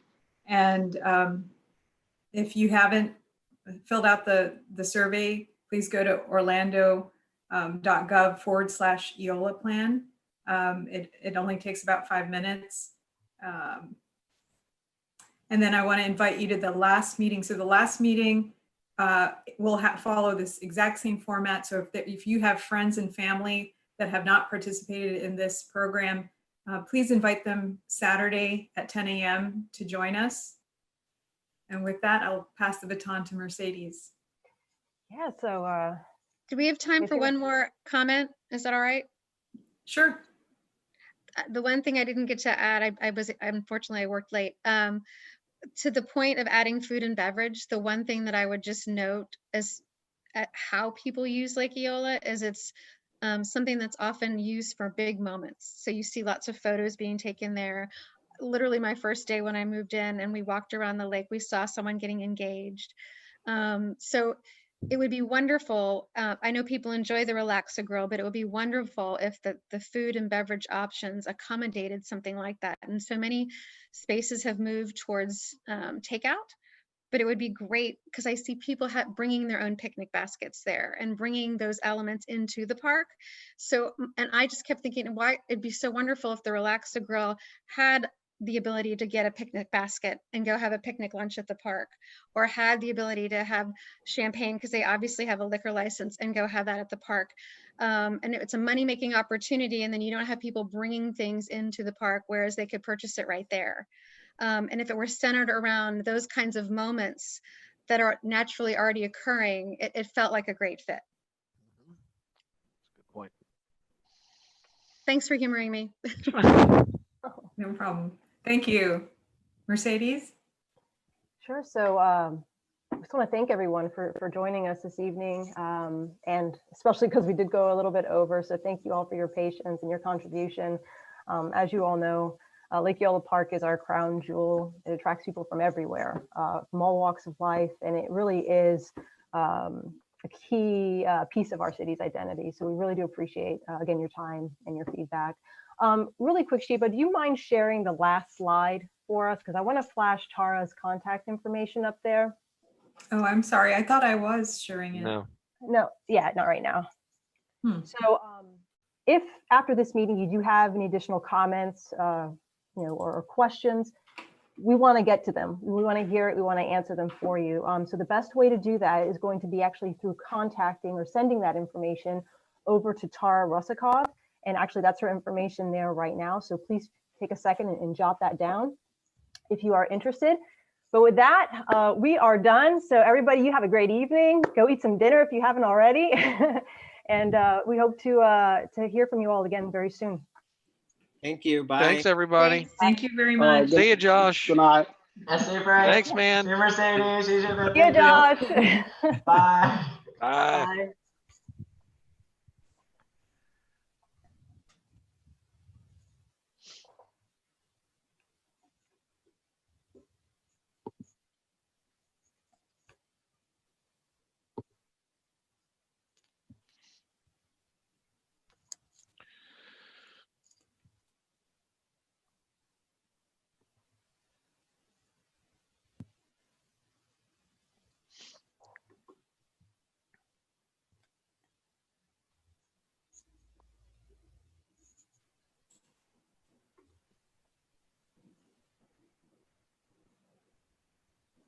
Okay, guys, I just put Mike Brown and Brenda Davis in the waiting room because they had not signed out yet. So it's just us.